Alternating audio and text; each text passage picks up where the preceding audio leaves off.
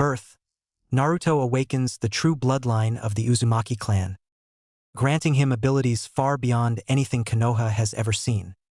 Naruto sees the corruption festering within the village and decides that simply becoming Hokage isn't enough.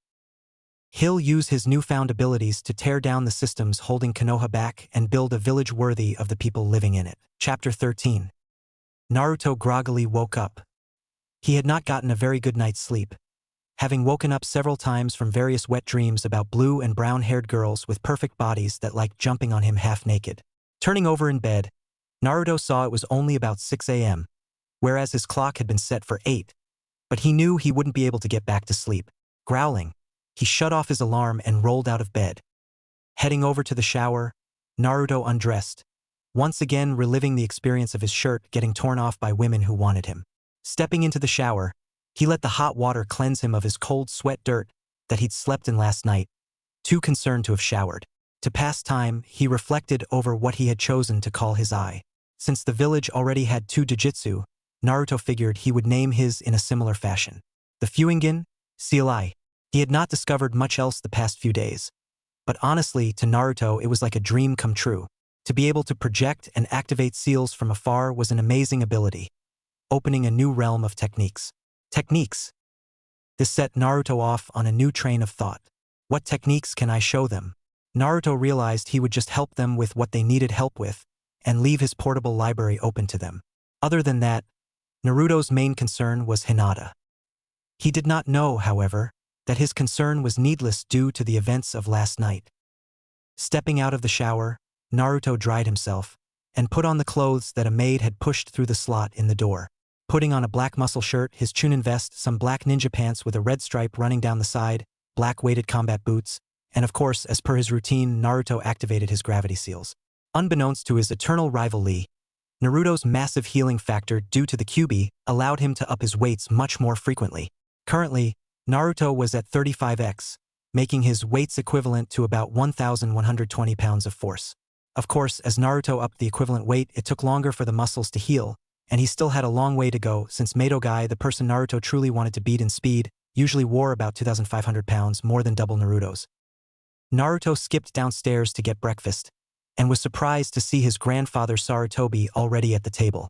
He had usually gone to the office by the time Naruto got downstairs, but not today because Naruto had gotten up early. "Hey Aji-san," Naruto said cheerfully. He may act older, but in reality, Naruto was still only 13. "You're up rather early." Yeah, couldn't sleep. Dreams were getting to me." Nightmares? Don't worry. Those come with the job. The trick is to just not let them get to you." No, not nightmares. Definitely not nightmares." "So then what were those groans you were making last night? Something to do with a certain blue-haired kunoichi?" Naruto blushed crimson. Sure, he may have been dreaming about Hinata again, but that was none of his grandfather's business. No. Naruto. Okay, well, maybe. Naruto was willing to admit it, but no more than that. His dream last night was actually rather confusing, and seeing as his grandfather is the Hokage, then he must know something. "Hey, Aji-san?" Naruto asked quietly, barely above a whisper. Sarutobi was surprised. Usually after teasing Naruto about his girlfriend, he would blush and clam up, never saying more about her than necessary. Wondering what could possibly break him from that habit of his, Sarutobi listened attentively. "Yes, Naruto?" There was a long pause before Naruto continued his line of thought. "Have you ever liked more than one person at a time? If there was a device that could show the level of perverted thoughts going through a person's mind at any given time, it would have exploded coming within 10 feet of the Hokage right then." "Naruto, anyone in particular, or is this just general?" "I swear I won't tell anyone." Naruto was a bit put off that he had dodged the question, but happy that he had someone to talk to. It was probably the most confusing problem that he'd ever had to solve, harder than even the most complex Fujinjutsu theories. 10-10. "An older girl, eh? You like more mature women, huh?" Naruto simply blushed a deeper red in response to the comment. "Naruto, it's okay to like more than one person, it's normal. Just make sure you are very careful in approaching the situation. If you have to choose, find a way to choose, and if you can't, then find a compromise. Who knows, if you're really lucky, they'll be willing to share. The rest of the meal went by silently, Naruto looking up only briefly every once in a while, seemingly lost in thought. Soon the meal was finished, and the Hokage headed for the office, Naruto heading to the training fields to get in some practice before training with Team 8. On his way to the training grounds, Naruto checked all his equipment. Soon he came across a still battered field. This is where he had fought Tenten last night, before starting a whole string of events. Jumping down into the field, Naruto crouched over the crater he had made last night. He decided he was quite impressed by it, seeing as how before last night, the technique lost its power or its speed before collision. Thinking about how he'd used it, Naruto remembered the string of events which led to his dream last night. His dream. Mindscape. Naruto was in his mindscape, relaxing in a hot spring wearing nothing but a thin white towel over his private parts. The steam rose around him, so that he couldn't really see past the edges of the calm pool of water. Time seemed to drag on, but Naruto felt fine just laying there in the heavenly basin. Two figures began to approach from outside the pool, only their outlines visible. They were both definitely female and wearing clothing. One with her hair in two buns, the other with her hair short, with longer bangs hanging over the front but to the side. Both figures began stripping. The girl with her hair in buns began by letting her hair down, the long hair stretching down to her lower back. She slowly slid off her pants, then her shirt, then her bra and panties. She was nude for a moment, before pulling a towel around only her waist and moving into the pool. When she reached the edge of the water, Naruto recognized her as Tenten and nearly passed out from a nosebleed. However, it is rather difficult to pass out in one's mindscape, as your mind would then have nowhere to go. She sidled up alongside him, her breasts dancing with her movement, her sleek tanned body moving from side to side, swaying seductively. With a blush on her cheeks, she pressed up against him, putting one of his hands against her breast. The soft touch of flesh on flesh left both of them blushing furiously, and this would have continued had Hinata not entered the pool. Her dark blue hair glistened from the touch of the water as she slowly made her way towards Naruto. Her body, below her neck, was left as a mystery, obscured by the steam of the hot spring and the dark waters. It could only be guessed at, but as she moved closer, the full outline of her became visible. She then pushed her upper body above the water to reveal she was wearing a towel around her breasts down to her more private areas. Leaning over, she pressed her lips to Naruto's, the spark between them turning into heat as the kiss dragged on. Their tongues battling for dominance, they pushed themselves deeper into the kiss, wrapping their arms around each other, Tenten only momentarily forgotten. Soon they broke apart, gasping for breath. This is when Tenten involved herself again. Ripping off Naruto's towel, Tenten reached down and grasped Naruto's penis firmly. Kissing him, she began to stroke it, up and down, slowly. Naruto's panting grew faster as the pace increased, and even faster as Hinata then pressed herself to him, guiding his hands to her now uncovered breasts.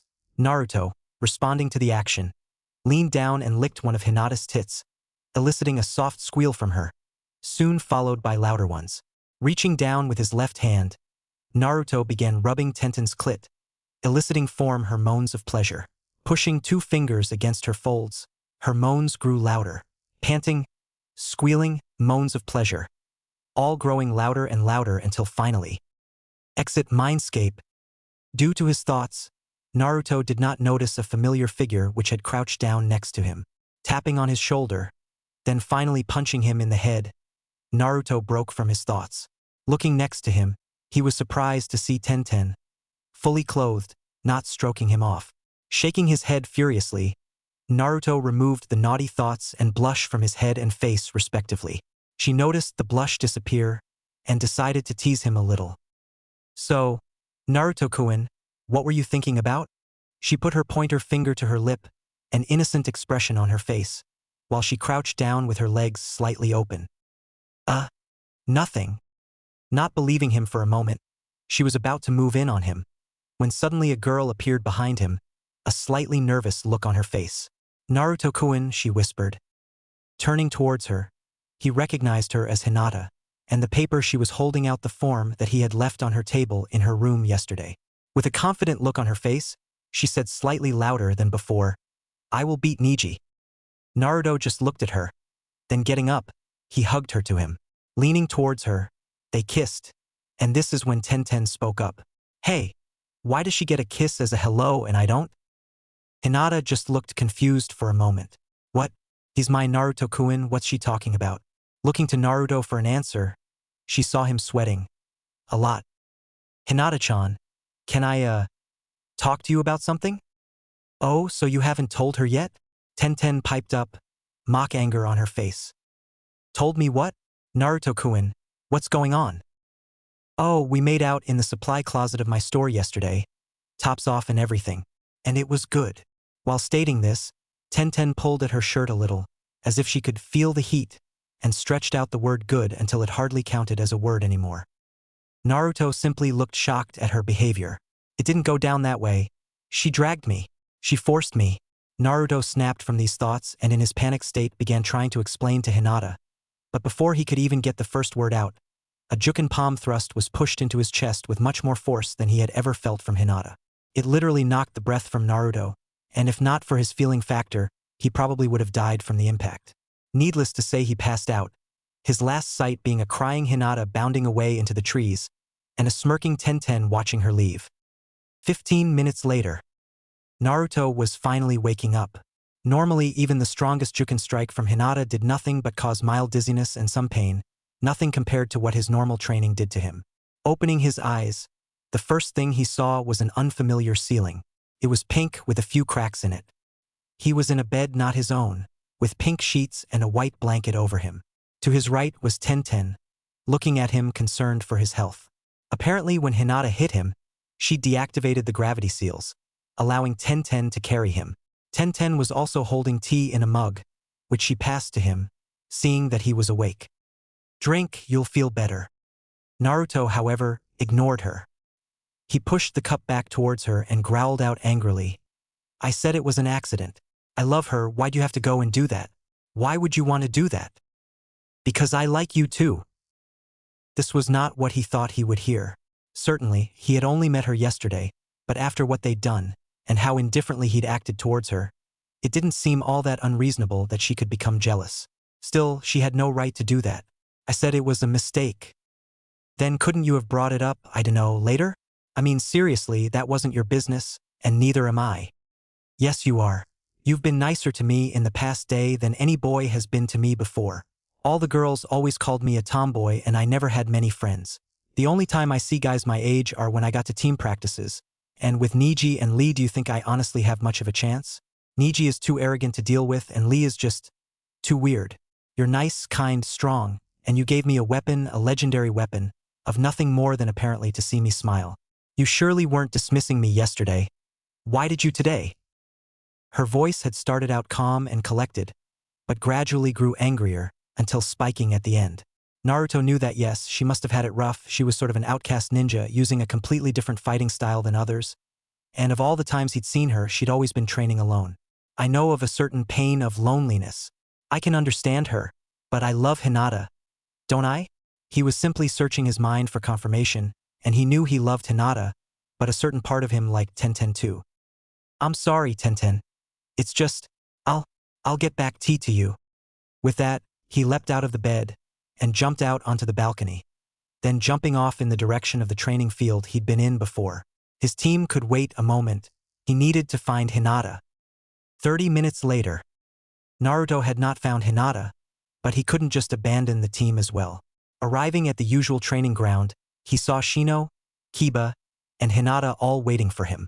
Throwing a pleading look at Hinata, he was met with a hardened glare, emphasized by an activated Byakugan piercing his soul. Looking away, he opened up his portable library onto the ground and switched into his teaching mode. Okay guys, it's only 2 weeks until the Chunin exams start. Are you all intent on participating? Naruto was met with nods from the three of them, Kiba and Shino handing him their sheets to be checked over. He handed all three of them their sheets back. Okay, in 2 weeks you will have to give those to the people at the registration desk in front of the room where the first test will begin. Looking over the three of them, he saw Kiba excited, Shino looking impassive as usual, and Hinata just looking at the ground, Byakugan still active and likely focused on him. Well guys, I guess you can get started. If you have any questions I will answer as well as I can. There are just a few things you all train this last few weeks in particular. 1. All of you expose your stomach. Looking at Naruto curiously, they all complied, Hinata not in the least nervous, simply angry. Activating his Fuingen, Naruto projected gravity seals onto all of them, with healing seals over them. The seals took mere seconds to form completely, and were soon glowing green. Seeing their expressions, Naruto remembered not everyone studied Fujinjutsu. Those are gravity seals. Simply pump chakra into them, and they will increases the pull of gravity on you, forcing your muscles to heal and grow stronger. Gravity pulls at about 32 pounds of force, so if you were to push that to the next setting, and trust me, you'll feel the setting thresholds, the force would be increased to 64 pounds of force. Since we don't have much time, I put healing seals on them. I'm going to recommend that today you put all of your chakra into your healing seal and go rest for the day. Tomorrow, whenever you feel a muscle tear, just pull some chakra out of the seal and direct it to the wounded muscle. Yes, this process will hurt like a bitch, and you'll only be able to do it about 4 times per day. But this kind of training will increase your speed and power very quickly. Kiba looked at Naruto with awe.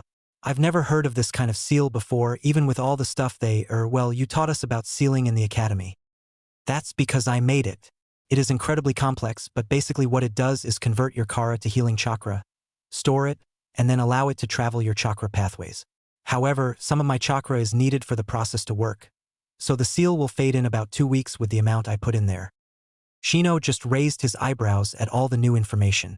However impressed he was, he knew this is how Naruto got to the level he's at. If Sakura was half as smart as Naruto, she might be useful. Shino thought with a chuckle. Little did the rest of Team 8 know, Shino had been placing bugs on Sakura in order to gain information on Sasuke and Sai. However, whenever the bugs reported back, one of their main topics of discussion was about how useless Sakura was, and the stories of her failed attempts at getting Sasuke never got old to Shino. It had become his main source of what little entertainment he enjoyed, and what had also probably made him gay.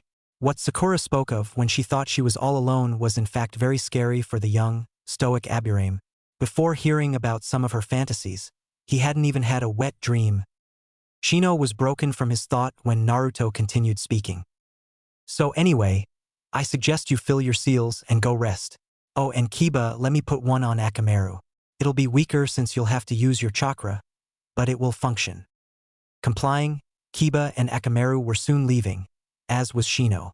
Hinata simply stood there, Byakugan no longer active, looking to Naruto. Hinata-chan. Don't call me that. Sorry. Hinata, can we talk? She gave no response, but Naruto assumed she meant yes since she had not yet left.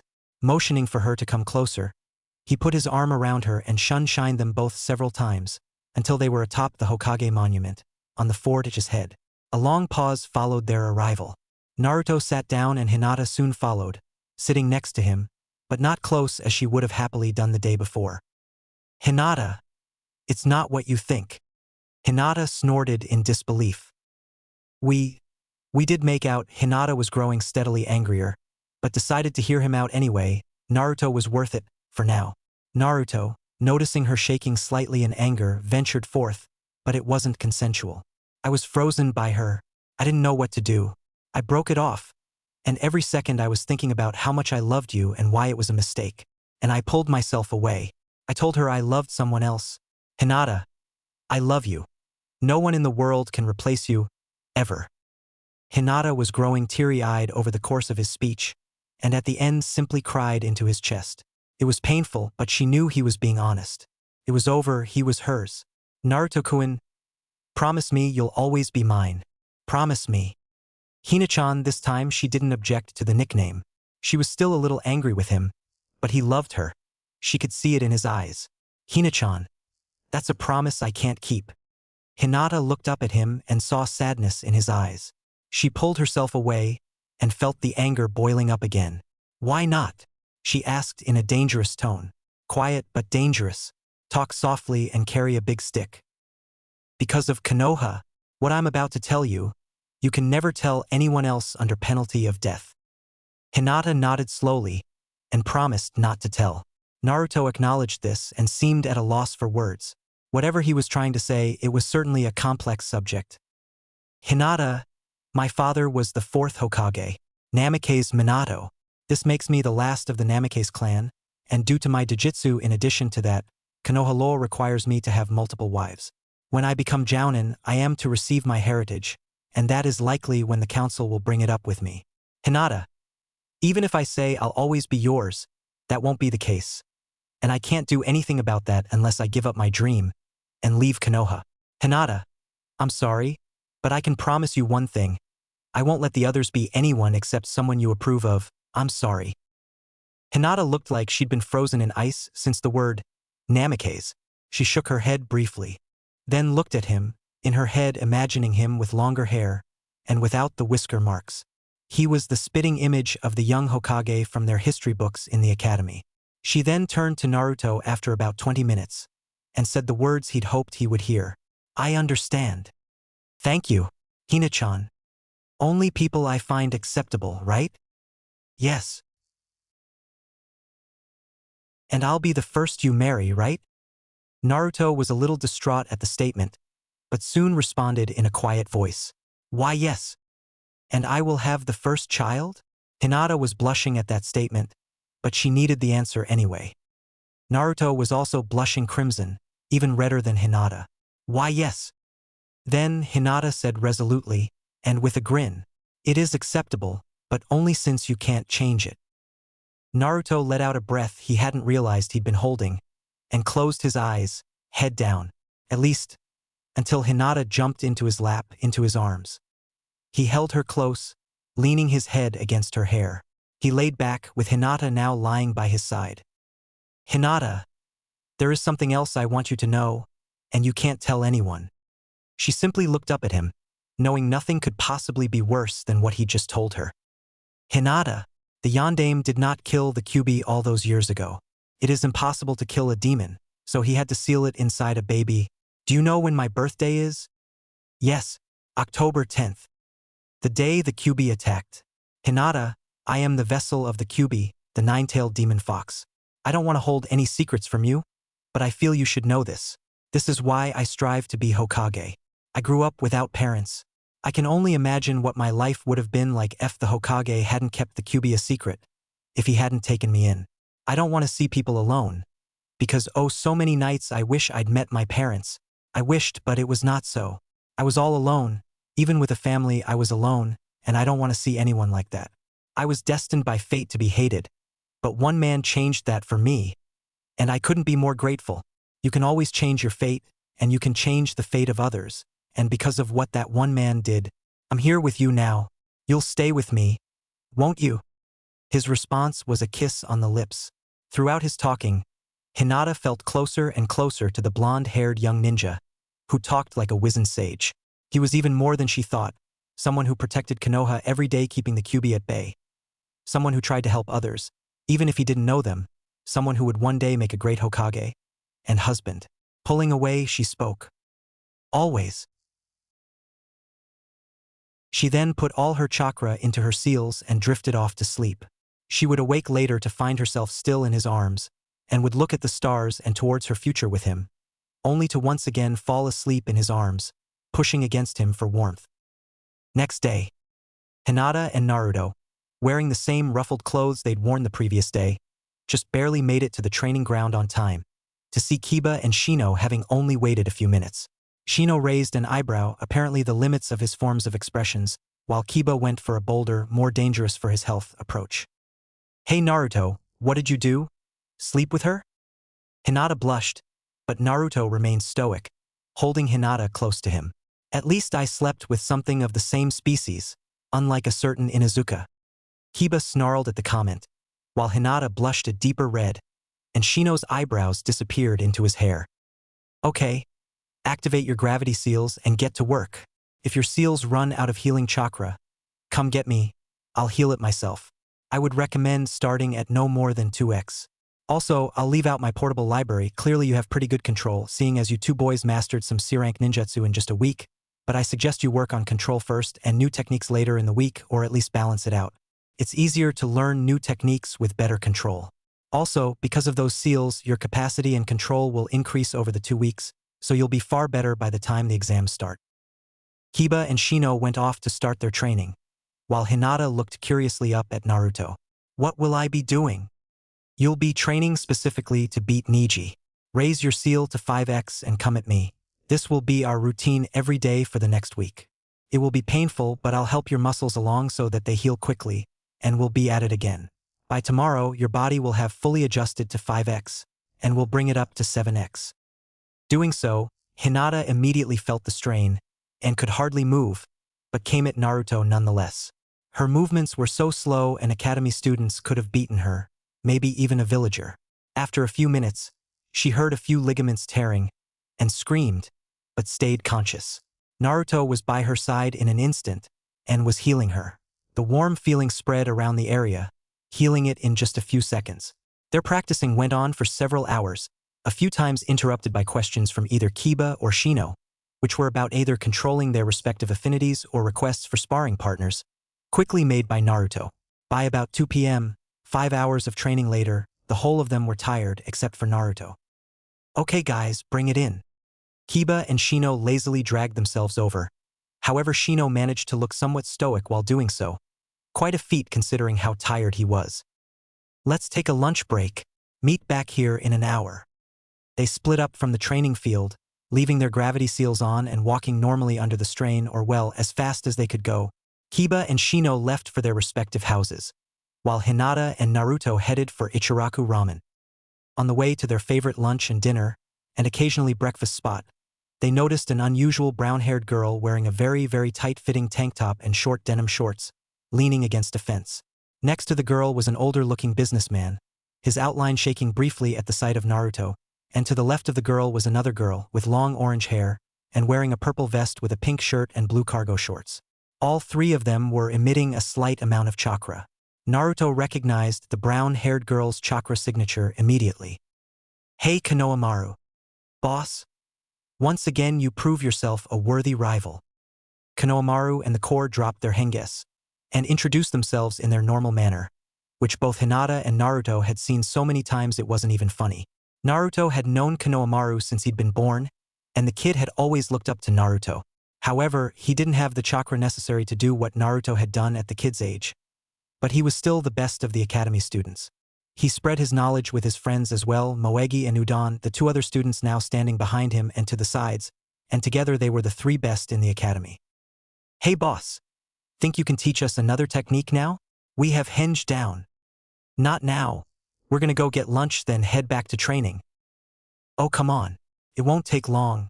Lunch won't take you an hour. Or will you be eating your girlfriend's face too? Hinata blushed crimson, her quota per day now being approximately 15. Down from 50-something when she'd first met Naruto. She turned to face the other way, as Naruto winked at her. Tell you what, I'll teach you a new one if you can catch me. Naruto ran ahead, but pushed himself up to 40x so that Konohamaru would have at least a semblance of a chance. Hinata chose to jog lightly behind the group, as they rounded a corner. A split second afterwards, Naruto had shunshined to the back of the group, so as to avoid hitting someone. However, the Konohamaru core were not so lucky, and ran straight into a large man about Naruto's height in a baggy black bodysuit with what looked like cat ears on the top, and a wrapped human-sized package on his back. The boy, who was apparently also wearing kabuki face paint, picked up Konohamaru by the ridiculous scarf he wore, and drew back a fist, then spoke in a threatening voice. Hey kid, watch where you're going. Naruto was in front of the kid in a flash, his gravity seals having turned off, a bit of healing chakra from his own seal healing what he's torn when turning up to 40x. Naruto put a hand over the other boy's fist, and grabbed his other wrist, breaking it and forcing the boy to let go of Konohamaru and let out a small yelp of pain. I wouldn't do that if I were you. He's the Sandaime grandson, and if you don't want to die, I'd suggest you stay away from him. The boy with the now broken wrist growled, then moved to kick Naruto, only to be stopped by a burning feeling on his wrist. His hand was soon on fire due to chakra from Naruto. Stating it as if were the simplest thing in the world, Naruto spoke. Ketan, burning hands no jutsu, then let go of the boy so that he could deal with is now flaming clothing. It was extinguished by a small-sized blast of water that seemed to come from behind Naruto. Hinata whispered to him, Suetun, water bullet no jutsu, and pointed to one of her water bottles now empty and torn apart. The now very wet boy got up and stared at the two with disbelief, and was preparing to run before a girl with blonde hair, more of a pale yellow compared to Naruto's, walked up behind the boy. Kankuro, Don't start trouble here, even if it is with surprisingly attractive blonde Chunin boys. Temari, they started it, and what do you mean Chunin? Are you blind? The vest. It's there, clear as day. Though Temari looked to Naruto and gave him a seductive gaze. You'd probably look better with that off, the shirt too. Temari let her battle dress slide open a little, showing off more of her legs and the edge of her thong, since apparently panties were overrated in Suna. She then threw Naruto a glance, surprised to see that though he was blushing, she had not managed to make any sort of look on longing appear on his face. In fact, she couldn't see much of his face, as his head was soon in his hands while he shook it back and forth. Naruto was listening to this whole affair, and decided it was fool's talk until the girl, Temari, started blatantly hitting on him. At this, he put his head in his hands, shaking it back and forth, thinking, why me? Why me? Why me? Why me? Why me? This is also when Hinata let out an indignant huff and glared at Temari, putting one arm around Naruto in order to stake her claim. Temari saw the interaction and decided to see if she was a friend or something more. Heck, if a guy that looked that good with the ability to bring down her brother in a few seconds, probably faster, was available. Who was she to pass up the chance? Sauntering forward, she decided to get what she could, but before she could approach him, Hinata pulled Naruto into a kiss. Temari simply thinking, rats, he looked like a good kisser too. Temari, stopping her approach, turned around to hear a voice, her younger brother's voice. Temari, Kankuro, we are leaving. If I catch you fighting again before the exams, I'll kill you. The last part of the sentence was laced with a demonic aura, which Naruto recognized immediately as that of a tailed demon. Looking at the boy in curiosity, Naruto opened up communication with Kyuubi. Kyuubi? Mortal. That's the Ichibi vessel, isn't it? Of the one-tailed raccoon demon? Yes, Shikaku. It appears he had been trying to drive his vessel to the brink. The bags around his eyes suggest insomnia. Shikaku was always a crazy one. If his seal is weak, it's likely the crazy bastard could escape when the vessel sleeps.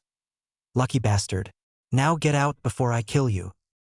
Naruto knew the seal didn't prevent objects of appropriate size from going through the bars, and not wanting to risk the Kyuubi's claws being able to reach him, Naruto ejected himself for his mindscape. Deciding to be careful about the situation, Naruto looked to the boy. He was about 2 inches shorter than Naruto, about Hinata's height, with red hair, black rings around his eyes, no eyebrows, and the kanji for love in red on his forehead, above his left eye. He was also wearing fairly nondescript robes, and had a large sand-colored gourd on his back. Get control of your demon. The boy was surprised at that. No one before had managed to either beat his brother that quickly or, more surprising, sense his demon. Narrowing his eyes at the blonde-haired boy, he asked sharply, "Who are you?" "Your friendly neighborhood seal master. Hinata, take Konohamaru and his friends to Ichiraku.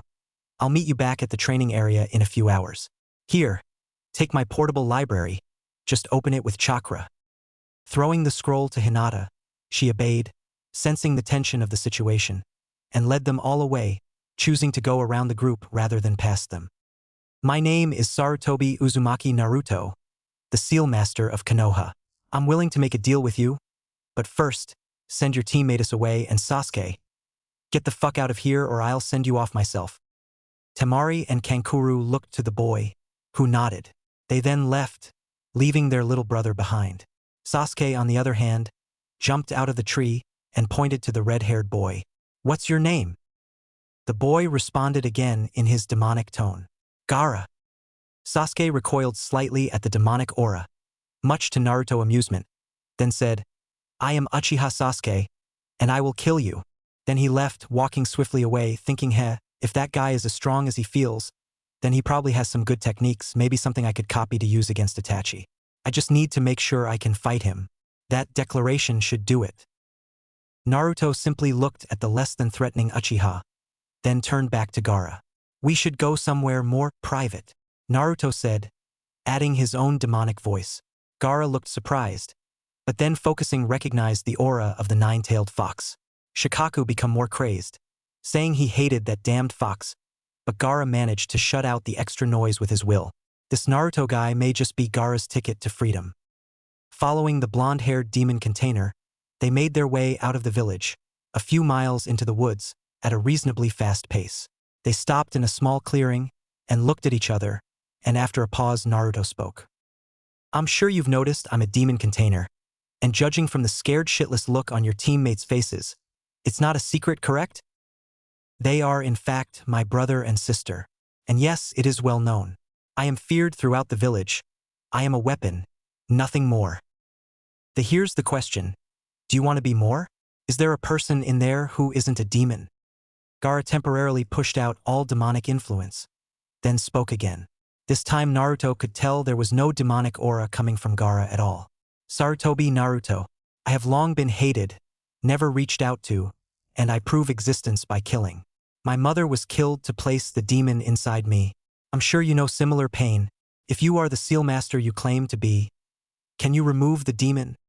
I have known similar pains, but I have not lived with hatred. I cannot remove the demon, but I can seal it with a better seal, so that you may live normally with sleep and without the demonic voice in your head. At these words, Shikaku went absolutely nuts. Gaara grasped his head, then spoke one word, half pleading, half taunting. Run. Then sand began swirling around Gaara, the demon taking control. The right half of his body was surrounded completely, his eyes changing from piercing green to demonic yellow. His right arm had become 3 times the size of his body, covered with blue veins. He also gained a tail roughly the same size, also with blue veins running down it. Naruto simply and elegantly exclaimed, "Oh shit!" Naruto dropped down to 1x in order to avoid getting hit, and performed his usual Raiton, lightning staff no jutsu, and a staff of lightning appeared in his left hand. Dodging the sand that was pooling beneath him, he launched himself into an opening move of the dance of the 9-tailed fox. Rushing at Gaara, he rapidly threw himself from side to side, dodging the sand arm, and jumped on top of Hit, dragging his staff behind him through it. The swath of destruction through the sand was enough for Gaara to lose more control and form the left arm of sand. Moving with more speed than Naruto thought possible for an arm that size, Naruto got sideswiped by the claw, hearing the cracking of several ribs. Drawing out healing chakra and once again blessing his healing factor, he righted himself in midair and leaped off a nearby tree to dodge another swipe. Launching back into the style, Naruto did some quick one-handed seals and used Kawarimi to move himself back behind Gaara, slicing off his tail with lightning. Then, carving into the back of the quickly transforming Jinchuriki, Naruto cut off the right arm and tucked himself into a cannonball of lightning, hurling himself at the torso in an attempt to kill him then and there. However, the left arm came sweeping in, and though unable to move the ball of lightning very far, it destroyed itself and caused Naruto to veer off course, straight through a few trees until he stopped the technique. Is that all you've got? You're weak, and I will kill you. Lashing out with his newly reformed arms, the heavily influenced Gaara covered the area with sand, and quickly captured Naruto in wraps of sand. Completely surrounding him with sand, he prepared to perform his most deadly move. Desert Coffin, then moments later, Desert Funeral. The sand surrounding Naruto began to move at him at a very rapid speed. Escaping into his mindscape, time seemed to stop. Mindscape. Looking up at the great beast imprisoned, he said quietly to the Kyuubi. Looks like I'm dead. Do you think you could not destroy Konoha? Idiot. You can perform this seal and you don't know how it works? If you die, I die with you. And there is no way I'm dying now, especially not to a weakling like Shikaku. You will beat him or I will devour you in the afterlife, many, many times over. Now, accept my power. Exit Mindscape. The sand exploded, but no blood accompanied it, much to Gaara/Shikaku's surprise. It was blown apart and red tendrils of chakra emerged, surrounding Naruto, until finally forming a cloak and one large red tail swinging around behind him. In his mind, Kyuubi spoke. Kid, you're in a tailed form. End this quickly or you'll shorten your life. And mine. Nodding his head, seemingly to himself, Naruto opened his eyes.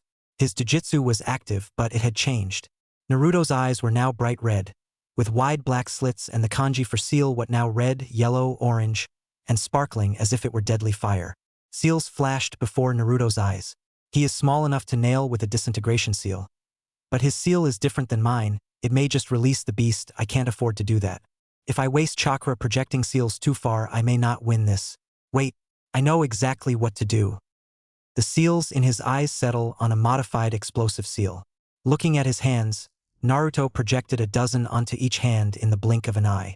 Naming his technique, Naruto shouted, "Fuin, hand cannon no jutsu." Then, rushing at Gaara, he launched himself into the series of attack again. Dodging from side to side, rolling over the arms, spinning around, Naruto released the seals one by one, eventually leaving only 5 on each sand, and a severely shattered Gaara in front of him. Bounding up in front of him, Naruto placed both hands over each of Shikaku's demonic eyes, releasing all 10 seals at once and blaring in his demonic voice. "Fuin, hand inferno no jutsu." Gaara's head was nearly torn off, the entire rest of his body obliterated by the attack, leaving only the bloody remnants of what was once a human/demon body. The sand around the area began gathering, healing him until the human body was complete again. Then, a roar burst from the mouth of the still demonic head. "I'm free!" Sand gathered, and in a matter of seconds, a demon the size of the Kyuubi rose up. /N. I said 50 at the beginning. I believe that was a typo. I meant 150. Naruto said quietly, "Oh fuck." The gigantic demon raccoon slashed at Naruto with its left arm, destroying hundreds of trees.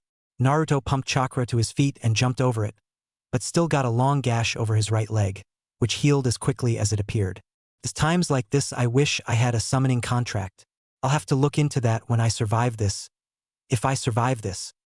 Dodging several more slashes and using more and more chakra to heal himself, Naruto realized he only had one chance left, to damage the demon to a point where he couldn't regenerate without being forced back inside the seal. "Kyuubi. Yes, mortal scum? Give me 3 more tails. You'll be reducing our lifespan. If you want the power, finish the fight in the next 10 seconds. "I will." A massive burst of demonic energy shot from Naruto. The pain that the chakra was causing to Naruto's skin was massive, but at the state of constant regeneration, Naruto forced himself to ignore it. Moving chakra to his legs, Naruto shot into the air, jumping up 150 feet and using some wind chakra to float long enough to execute his technique. Fun. 10,000 seal inferno no jutsu. Simultaneously placing 10,000 modified exploding seals, each 5 times as powerful as a normal one, spread all across Shikaku's body. More of them focused on the head. Naruto activated all of them at once. The explosion was so powerful that legends later stated that an earthquake shook all of Konoha, and people could see the blaze in all the elemental countries. A bonfire shot nearly 2 miles into the air, creating a pillar stretching to what people thought must have been the heavens, and it created a crater 4 miles in diameter around the center point. Naruto, though caught in the blast, took no damage due to the cloak. He landed and the demonic power receded. Shikaku's entire body exploded, and Gaara fell 150 to the ground, unconscious, and was caught by Naruto. Naruto lifted the other boy's shirt and began the sealing process. After a mere 5 seconds, Gaara's seal had been replaced by one the same as Naruto's. Naruto then kept himself conscious until the Anbu and Hokage arrived. Seeing them, he gasped out a few brief words. "Tell Hina-chan. Love." Naruto then passed out, his internal organs damaged seemingly beyond repair, his body and mind strained to the limit. His heart stopped beating. All was black. Naruto. Beep, beep, beep, beep, beep. Naruto awoke to the sound of a heart monitor slowly beeping in the background. Staring at the blue ceiling of his hospital room, he noticed he was also hooked up to a breathing machine, and that there were various doctors and nurses running around his room. One of them saw him wake up and shouted something to the others. 2 people were suddenly before him, one doctor and one Anbu in a dog mask. The doctor was looking at him in a mixture of disbelief and relief, while the dog mask showed nothing, as it was a mask. Looking up at them, he could feel the beginning of red chakra entering his system, and could feel each of his individual bones healing, his chakra pathways healing, and soon an eruption of chakra. Blacking out again, he was soon in his mindscape. Mindscape. I will be free from this cage. What's happening to me? What's going on? Naruto was stuttering in front of the crumbling cage. The word seal on the middle of the cage was partially torn, and the bars were breaking down. Foolish mortal. I may have respected you, but the seal has weakened. I will escape. The Kyuubi began to attack the cage, the bars slowly weakening. Naruto could do nothing but watch in terrible fascination as the seal began to weaken. One of the tails whipped out of the cage, breaking a bar and ejecting Naruto from his mindscape.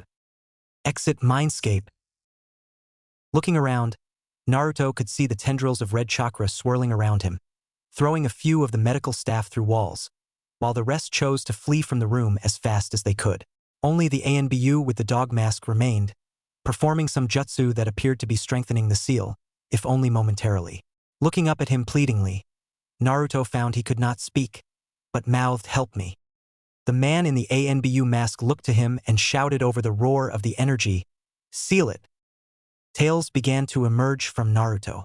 The first 4 appeared in an instant. The pain which surged through Naruto's body continued, and heightened as the 5th tail formed. Activating his bloodline, his eyes were now red and slit, with the kanji for seal acting like fire, burning Naruto's eyes. The 6th tail formed. Scrolling through all the seal he knew, Naruto remembered what he had done to Gaara. Bringing up the seal, Naruto lifted his shirt, or tried. The 7th tail formed. Using all his strength, the Umbu focused a beam of blue chakra onto Naruto's stomach, destroying his shirt and revealing Naruto's stomach. The 8th tail formed. Naruto focused what chakra he could into his eyes and projected a new 4-image seal over the old one, removing it. The 9th tail, half formed, receded. Moments later, the rest of the tails receded back into Naruto. The last of the evil chakra moving back into his body, Naruto noticed a deformity of his seal. Whereas the seal he'd had before had a spiral in the middle with the 8 divination signs surrounding it, this seal showed the yin-yang sign with 2 fox heads instead of the usual dots. The seal was black and white, and surrounding it were 4 larger divination seals. Interlaced in the seal was a pattern of 9 tails spreading out from the center. The ANBU was just staring at him, panting. Suddenly, he noticed something unusual. Either the boy was still under demonic influence or his jujutsu just changed. Deciding it would be better to inform the boy, the man spoke up. "Uzumaki-san, I believe I was told your jujutsu is green, correct?" Looking up at the man, Naruto was surprised to see that he was still there. He didn't even look like he'd been affected by the demonic chakra. Not hearing the question, Naruto just spoke his mind. "Who are you?" "Tenzu, ANBU captain. Why aren't you dead from the chakra?" The question made Tenzu slightly uncomfortable, but he knew he wouldn't get any more information out of the boy if he didn't answer truthfully. "I hold a bloodline that helps in controlling demons. I wasn't killed because your demonic chakra couldn't hurt me by striking at random." "Ah, that sounds helpful." "Yes. Now Uzumaki-san, isn't your jujutsu normally green?" "Yes, why?" "Because your eyes, they're still red." Naruto looked over at some broken glass on his bed from when the windows had shattered, and seeing his reflection was surprised to see that they were, in fact, still in demonic form. Noting that his eyes could be like an Uchihas, and could possibly have multiple levels, Naruto decided to see if anything had changed. "Your name was Tenzu, right?" "Yes, Uzumaki-san." "Tell me, are my eyes still scrolling through seals?" "Yes, Uzumaki-san. Why do you ask?" "I'm trying to figure out if my eyes have different levels of power, trying to figure out if something changed. I'm afraid I don't know how to help." Naruto was slightly disappointed that the ANBU couldn't help, but decided it wasn't his fault. Looking down at his stomach, Naruto did discover something new.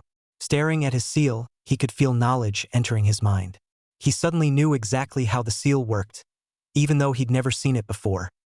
It appears I copy seals. In the same way Uchihas copy ninjutsu?" Naruto muttered to himself. "Sorry, what was that?" the ANBU inquired. Naruto had momentarily forgotten the man was there, but decided it was worth keeping someone around to talk to. "I am correct, I reached a different level of my jujutsu, or at least I think I did. I can project seals like before, however something else has happened, I can analyze seals. I looked at my new seal, something I've never seen before, and suddenly knew what it did, without needing to go do research or anything." "Interesting. I guess you really are a surprising ninja. Still can't believe you beat a demon." The statement brought back memories. Memories of his battle with Gaara, of resealing him, of his bones broken, the bleeding and death. How did I survive? Am I alive right now? How can I feel fine? How long have I been out? Is Gaara okay? Is Konoha okay? Where am I? Deciding to voice his thoughts, he caught the man's attention again and spoke softly. "Am I alive?" Yes, you are in Konoha Hospital. You took severe injuries and looked like you were about to die when the Hokage, me, and my squad arrived. Our team medic began healing you, but you just absorbed the chakra and healed yourself. After that, we all fed chakra into you, including the Hokage, into near exhaustion. We finally brought you here, hooked you up to the machines, and just as we finished you woke up. It shouldn't have been possible, but you did. Wait, what time is it? About 4 p.m. That was quite a feat. You blew up a demon. Kid, you're gonna be a legend. Tenzo took off his mask and looked down at Naruto with an affectionate smile, which simply looked strange on the man's face. Grasping Naruto's hands, he laid the boy back down on the bed and looked him over. Of course, thanks to the demonic chakra, there were no cuts or bruises, but the boy still looked different, as if he'd aged a year. His whisker marks were not more defined. He was about 2 inches taller, his muscles more defined as well, and his hair had changed. The boy's hair now reached just below his shoulders, growing a year's worth in a few minutes. The boy switched his jujutsu off, returning them to their normal bright cerulean orbs, and he looked just like the yondaime. Also, the boy's canines were slightly elongated, his ears a tad bit more pointy, but other than that, he looked like a normal 14-year-old, approaching 15. Kid, you'll be fine. I need to go get the Hokage. Don't let any more of that chakra escape. Naruto, agreeing, decided to just lay down. 5 minutes later, the Hokage entered with a small smile. Leaning on a cane, he looked frail, but in combat he could still beat just about any ninja into submission. He may be old, but he was a powerful guy, still radiating an aura that screamed, "I'm a nice, happy guy, but get on my bad side and there'll be hell to pay." Naruto, glad to see you recovering. I must admit, it took a lot of my chakra just to keep you alive. Yeah, just another one I owe you, Aji-san. Naruto. The Hokage became serious, his tone of voice suggesting Naruto keep his mouth shut. Naruto, I heard what happened from Tenzo. He said you knew what the seal you put on yourself did. Care to explain? It wasn't a question, and Naruto wasn't one to withhold information anyway. It appears to do about the same thing, except that now instead of slowly filtering the Kyuubi's chakra into my own, it has merged mine with his. That is what the yin-yang appears to mean. The 4 divination seals are there to keep him contained within me, but also merge him with me. The 9 tails, however, show how much of his power I am using while merged with my own. I can only guess, but the more tails of power I use, the less control I'll have over it. It seems from my fight than right now any more than 4 and I will lose control. Also, it caused pain to go beyond 1 tail. Still, that puts me with about the chakra capacity of a high jounin on average. And it will take a while to get better control, but over time it should become easier to use the tails. I suspect I won't be able to go up to 2 tails easily for another few years. The Hokage was surprised by this, but happy to know exactly what the new seal did. It is better to know exactly how the Kyuubi was contained. Is the seal strong? Will it hold it? Or will what happened before be occurring on a regular basis? The seal is strong. The Kyuubi can't get out without splitting its chakra from mine, which will kill it and me. If I die, the Kyuubi will die. If the Kyuubi tries to get out, we both die anyway. It may actually be more effective in that respect.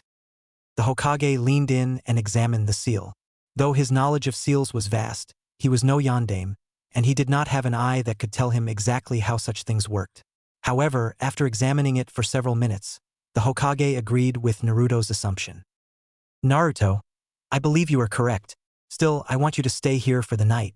You just fought a demon, and despite the fact that you appear to be fully recovered, I want you here to be monitored. Get some rest. Tomorrow I will be bringing in a man who can give us a second opinion on the seal. Naruto would have objected, but there was a certain amount of finality in the Hokage's voice. Okay, Aji-san, but can you let me have visitors at least? I want to talk to Hina-chan. Ah, sure. She's actually been here for the last few minutes. I think she saw the trouble and immediately thought of you. OJJISAN. Naruto whined as the old man left. Naruto sat in silence for a few minutes, then laid back onto the bed, closing his eyes. Drifting off to sleep, he soon felt something warm and soft against his side. Waking up, he looked over and saw Hinata curled up against him on the bed. The lights were out, and the stars were shining out the window. Must have been asleep longer than I thought. Looking down at his blue-haired princess, Naruto noticed he must have grown, and that in fact, his whole body had grown. He noticed his own muscles as more defined, and that his hair was longer. If I had a mirror, I bet I'd look just like Dad.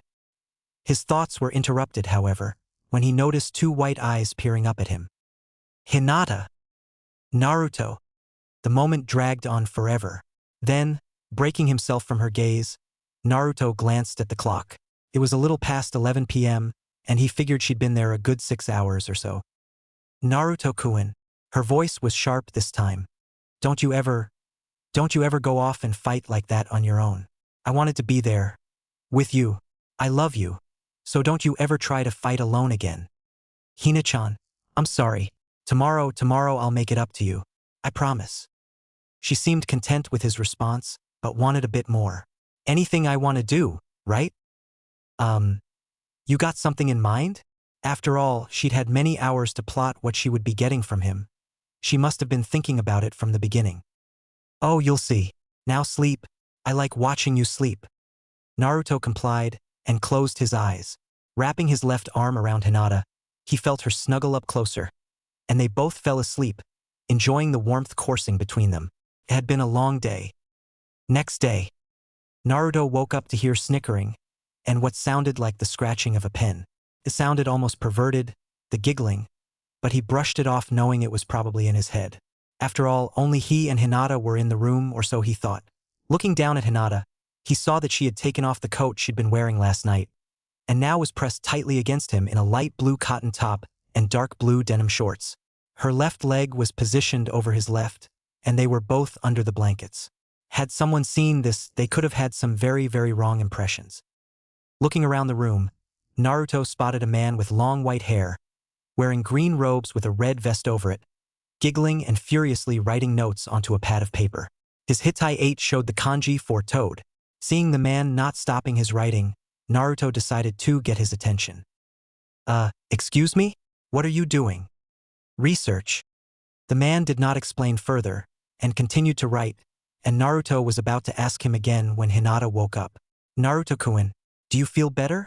You must be awfully sore from yesterday even with your healing. The white-haired man seemed to redouble his efforts after that, much to Naruto's annoyance.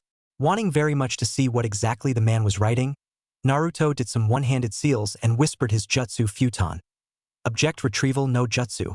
A gust of wind coming from seemingly nowhere blew the notepad out of the man's hands, into the air, and over to Naruto, where he caught it and began to read. The man reacted quickly, running over and snatching it before Naruto could read much, but he got the gist of it. Pervert. If I end up as part of your research, I'll hunt you down and kill you. Now, what do you want? Hey, the man shouted indignantly. I am not a pervert. I am the world-renowned Toad Sage, holder of the Toad Contract and the envy of men, the desire of women everywhere. I am Jiraiya the Toad Sage and super pervert. Pervert. The fight would have escalated had the Hokage not walked in. Looking between the two and the one very confused, yet seemingly very comfortable Hinata, he decided to silence the room. Naruto, this is the man I was talking about yesterday. He knows a great deal about seals, much more than me. He is here to examine your seal, taking a break from his travels. Don't worry, he knows all about the Kyuubi, you can trust him. Now let him see it.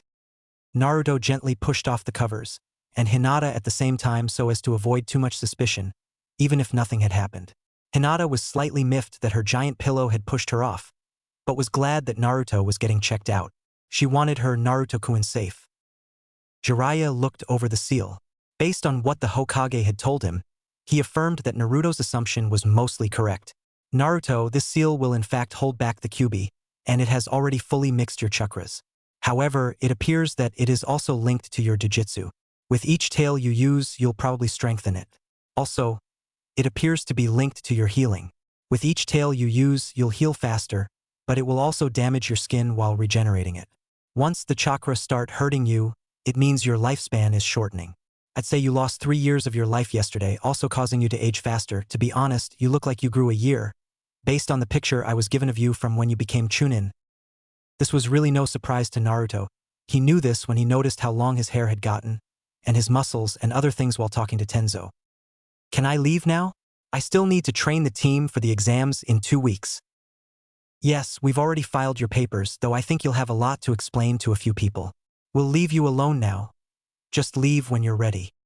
The door closed behind the two men, leaving Hinata and Naruto alone in the room, more specifically, in the bed.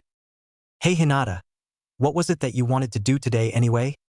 "Oh, not much, but I think you'll like it," Hinata said in a quiet, but playful tone of voice.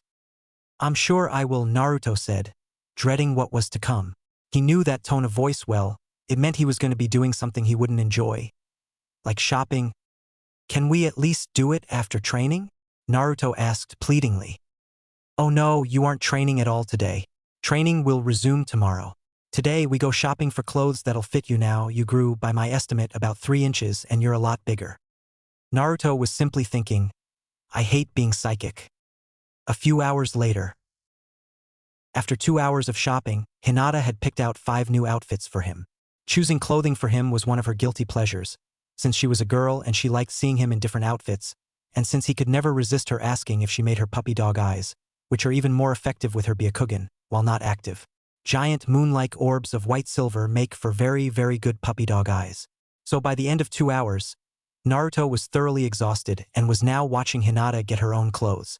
Every once in a while, she would pop out of the dressing room in something, waiting for a response from Naruto. She began to gauge how good an outfit it was by the size of his nosebleed, eventually coming out in a purple silk dress with lace around the cuffs and bottom, with a darker purple scarf around her neck and some red 2-inch heels. Naruto lifted his eyes to her and nearly died from blood loss. He literally flipped over the back of the bench he was sitting on from the force of the nosebleed. Needless to say, she bought the outfit. Their last stop of the day was the lingerie store, in which Naruto always felt awkward. He stood awkwardly outside the changing room for what seemed like forever, because of course Hinata would never come out and show him. Shaking his head out naughty thoughts, Naruto heard the ring of the bell on the door of the shop. Looking over, he saw Tenten alone, going about her shopping. Seeing Naruto, she stopped, then got a mischievous grin. "Hey Naruto-kun, are you coming to dash?" She was cut off by Hinata, who rushed out of the changing room and clasped her hand around Tenten's mouth. She whispered something in her ear, then was about to turn around when she heard something clatter to the floor. Noticing that she was only wearing a pair of white panties and no bra, Hinata turned tomato red and craned her neck around to see an unconscious Naruto and several bags strewn onto the floor. Quickly re-entering her changing room, she called for Tenten to wake Naruto up before he died of blood loss. Tenten, smacking Naruto on the head, woke him up and threw him a wink. "You know, I'll be in that changing room right over there. Feel free to come in." Naruto couldn't have blushed more deeply if he'd tried, or so he thought. At that moment, an unusually happy Temari and a seemingly dead Kankuro entered the shop.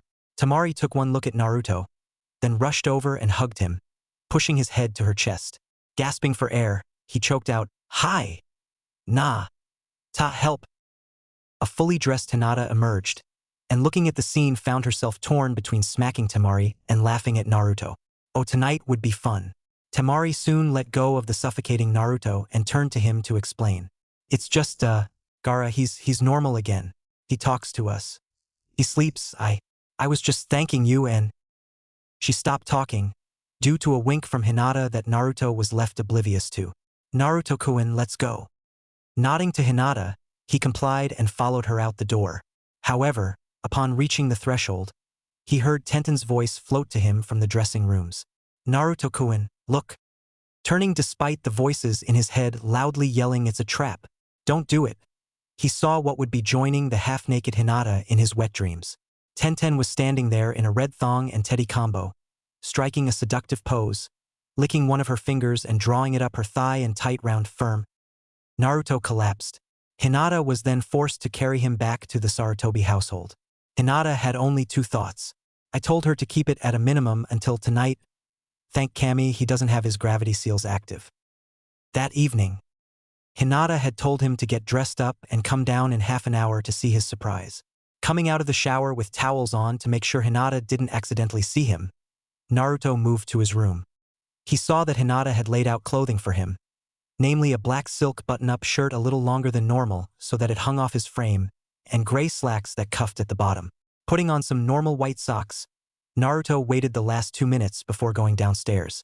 Heading to the living room as he'd been told, he noticed it was dark. Hearing his name from within, Naruto ventured forth into the room, flipping on the lights. In front of him was an image that would be forever burned into his mind. Hinata was wearing that purple dress with a dark purple scarf and red heels, drawn up on the couch. Her left leg, crossed over her right, was exposed up to her lower thigh by a slit running up the side of the dress. She was absolutely gorgeous. To her right, sitting across an armchair, legs draped over the right armrest, was Tenten. Her hair was hanging down in an elegant manner, not messy but instead looking as silky and smooth as her skin. Her red Chinese dress with golden dragon figures running up the sides and centering on her chest brought out her eyes and natural beauty. Finally, leaning against the wall was Temari. Her hair was done up in her usual 4 ponytails, and was wearing a very, very tight blue tank top with light blue denim shorts only reaching to mid-thigh. Naruto couldn't imagine her in a dress, so it didn't really matter much. Gaining control of mouth and closing it, as he had been gaping at the sight, Naruto spoke what little he could manage. Hi. Hinata noticed his apparent unease, and after winking to the other girls, led him away by the arm into the next room. Naruto-kun, I know I will never have you all to myself, but you said yourself I must approve of whoever else will be with you as well. I talked with Tenten yesterday, and I can see her reasoning. She needs someone strong in her life, and she wishes to repay you. She has no desire to steal you from me, and after I explained what was going on to her, I hope you don't mind. She and I talked and I agreed she was a good choice. What do you think? Naruto was briefly at a loss for words, then thought of something he hadn't before. No, I don't mind that you told her, but why would you do this? Wouldn't you, I don't know, want me for yourself? Hinata sighed, but explained. Naruto-kun, it's just, I know there'll be others eventually, and I figure it's better that you have an actual relationship with them before you marry. I admit, I want you all to myself, but I'm already getting the first child, and I know that you'll never be only mine. Naruto was shocked to hear her say this. Usually she stuttered and blushed whenever talking about relationship-type things, but this Hinata was serious, thoughtful, and loving, and Naruto liked it. Leaning over, he caught the surprised Hinata in a kiss, which continued for a few minutes before they broke apart. Wait, but why is Temari here? She said she wanted to talk to you, and I invited her. Okay. At that moment, Temari spoke up. Well, now that you lovebirds are done kissing, can I speak to him? Hinata blushed, having not realized she'd seen them, and quickly rushed into the other room without making eye contact. Naruto simply looked amused, then turned to Temari. All right, what's this all about? You and the Namikaze clan. Wait, you know too? Does the whole goddamned village know? No, your Hokage and my dad, the Kazekage, arranged something between them. After Gaara came back with the demon under control, my dad came to your Hokage for answers. Apparently, not only are you the container of the Kyuubi as explained by Gaara, but you are a seal master, hold a powerful dojutsu, and are the son of the most powerful Kage ever. I don't understand all of it, but essentially my father is trying to establish better connections with Konoha to get economic help, and to solidify relations. At the age of 18 I am to marry you, if you accept. 18? That's a while from now, isn't it? Yes, but it is that way so I can reach Jounin level before coming to live here. Hey, maybe by that time I'll be really lucky and you'll be Hokage. Yes. I heard of your dream when Hinata talked to me yesterday. Naruto was, once again, befuddled, but after a few minutes worked it out in his head. 18, huh? Well, she's right, I probably will be Hokage by then, if I keep working hard. If the Hokage thinks this is a good idea, Temari seems nice enough. Better than someone else. Wait, someone else? Temari, why me? Why not Sasuke or some other clan's prestige? Because you saved Gaara. You helped my brother, saved him. He's human again, and I just want to show you how much that means to me. No one before has ever been able to reach him, to do what you did in just a few short hours. You gave him life again. And I want to thank you. Naruto, I requested you because I like you. You seem exactly like the kind of person I'd like to be with. Naruto closed his eyes and thought for a brief moment, before opening them and getting cut off, just as he was about to speak. Temari was gazing straight into his eyes, mere inches from his face. With a seductive look, she whispered, "Say yes." Naruto, paralyzed by her, did the only thing he could. Yes. And with that, Temari leaned forward and kissed him on the lips. It was short, gentle, not at all what one would expect from Temari, But this was only a prelude to what would come in a few years. Naruto escorted Temari back into the living room, where Hinata and Tenten had turned on music and were dancing with each other. Deciding to join in, Naruto and Temari danced, Temari not exactly used to the feeling but quickly catching on. The night soon ended and Temari said only a few brief words to Naruto at the door, after Hinata and Tenten had already left. Naruto-kun, thank you. I'll be leaving after the Chunin exams, and you probably won't see me again until I make Jounin unless you come to Suna. So please remember to come and see me sometimes. I don't want to get too out of touch with my future husband. With a kiss on the cheek and a wink, she left, leaving Naruto to get back to what he was doing. Oh right, passing out. Naruto made it onto the couch before falling asleep. His final thoughts were, 3 girls in just a few weeks. I'm either lucky or cursed. Next day, Naruto got up like usual, went upstairs, showered, dressed in his usual tank top, Chunin vest, and ninja pants.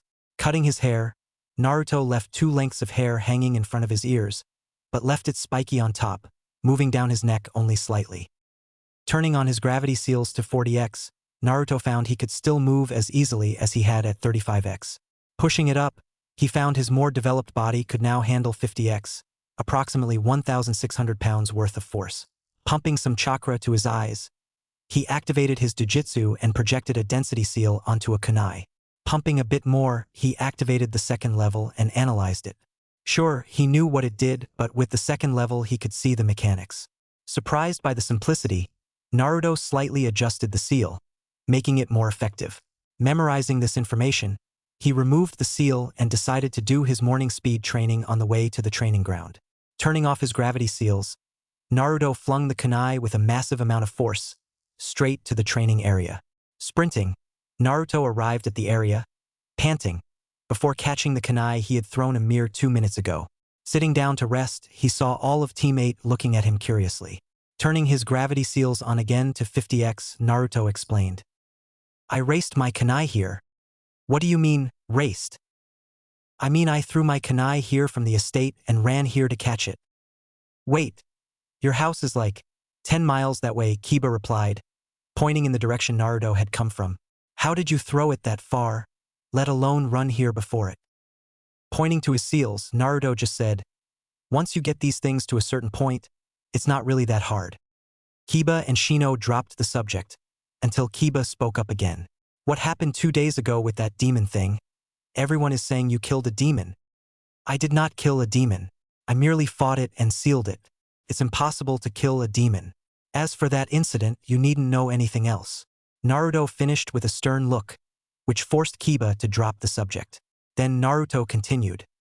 We have 12 days until the first part of the Chunin exams. After the second part, there will be a month-long period where you will be given time to train for the exams, assuming you make it that far, and when that time comes, Aliera will be training you again. My job is just to make sure you all get there, so get to work. Kiba, Shino, have you been having any problems with the scrolls? No, they replied in unison. Good, now go spar. Creating 200 Kage Bunshins, Naruto sent them off to fight Kiba and Shino one by one, meaning that in about 2 hours they could take a break if all went well. Hinata, let's go. Leading her away to a different part of the training field, Naruto began his lecture to Hinata of the fundamentals of the nine-tailed fox style of fighting. Only explaining the bare minimum for what Hinata would need to know, they were soon sparring once again. The rest of training time progressed much like this, with Naruto, Hinata, Tenten, and Temari going out for dinner every 2 days or so. By the last day of the training, all 3 of them had improved greatly, and were equally thankful when their gravity seals finally faded, though surprised at how large their chakra stores had grown from usage of the seal, and how much better their control had gotten. Kiba and Shino had mid-Chunin level control and chakra stores, whereas Hinata had low Jounin control, but only low Chunin levels of chakra. All of them had learned several new moves, including their family jutsu, and considering how word spread of Naruto's method of teaching, they had become the team to bet on for the events. A/N. I will be keeping their abilities secret for now. Surprise is always good. On the day of the exams, all 3 of them met just in front of the academy, where several other teams had gathered. Making sure everything was in the proper place, the 3 made their way up to room 301. However, upon reaching the second floor, they saw a particularly unusual sight. A wall of wood had positioned itself between the genin teams and the stairs to the next floor. Hinata, recognizing the oddity, activated her Byakugan. Seeing through the genjutsu, the three of them shunshined to the other side so as to avoid the suspicious looks they would receive for just walking through the wall. Kiba mentally thanked Naruto for teaching them that the third day, it had proven to be a miracle worker for getting around. Moving up to the third floor, they found themselves in the old academy training area. Looking down on the area, they saw a most unusual sight. The Uchiha, Sasuke, was fighting a boy clad in green spandex, whom Hinata recognized as Lee from Tenten's team. If she was here, then this exam was just going to be more fun. After all, Hinata thought, I still have to get her back for that underwear trick 2 weeks ago. Giggling in her head, she failed to notice both Shino and Kiba Shunshin pass the fight to the next hallway. Hurrying to catch up, she reached them just as they all reached Naruto, who was standing in front of the door to room 301. Grinning, he scanned over all of them, his eyes briefly sweeping Hinata's figure, for which she blushed. I am very proud of you all today, and I'm sure Aliera is as well. All I ask is that you try your best. Now go kick some ass. Naruto finished in a less than elegant fashion. Kiba grinned back, and Shino showed a small smile. Naruto had indeed helped them grow to be much stronger than before. They owed him a lot. Opening the door, they were about to walk in when Hinata kissed Naruto on the lips. Both blushing slightly after a minute or two, they released each other and Hinata entered the room, along with a teasing Kiba and a Shino who was used to the act and showed relatively no emotion. He liked guys after all.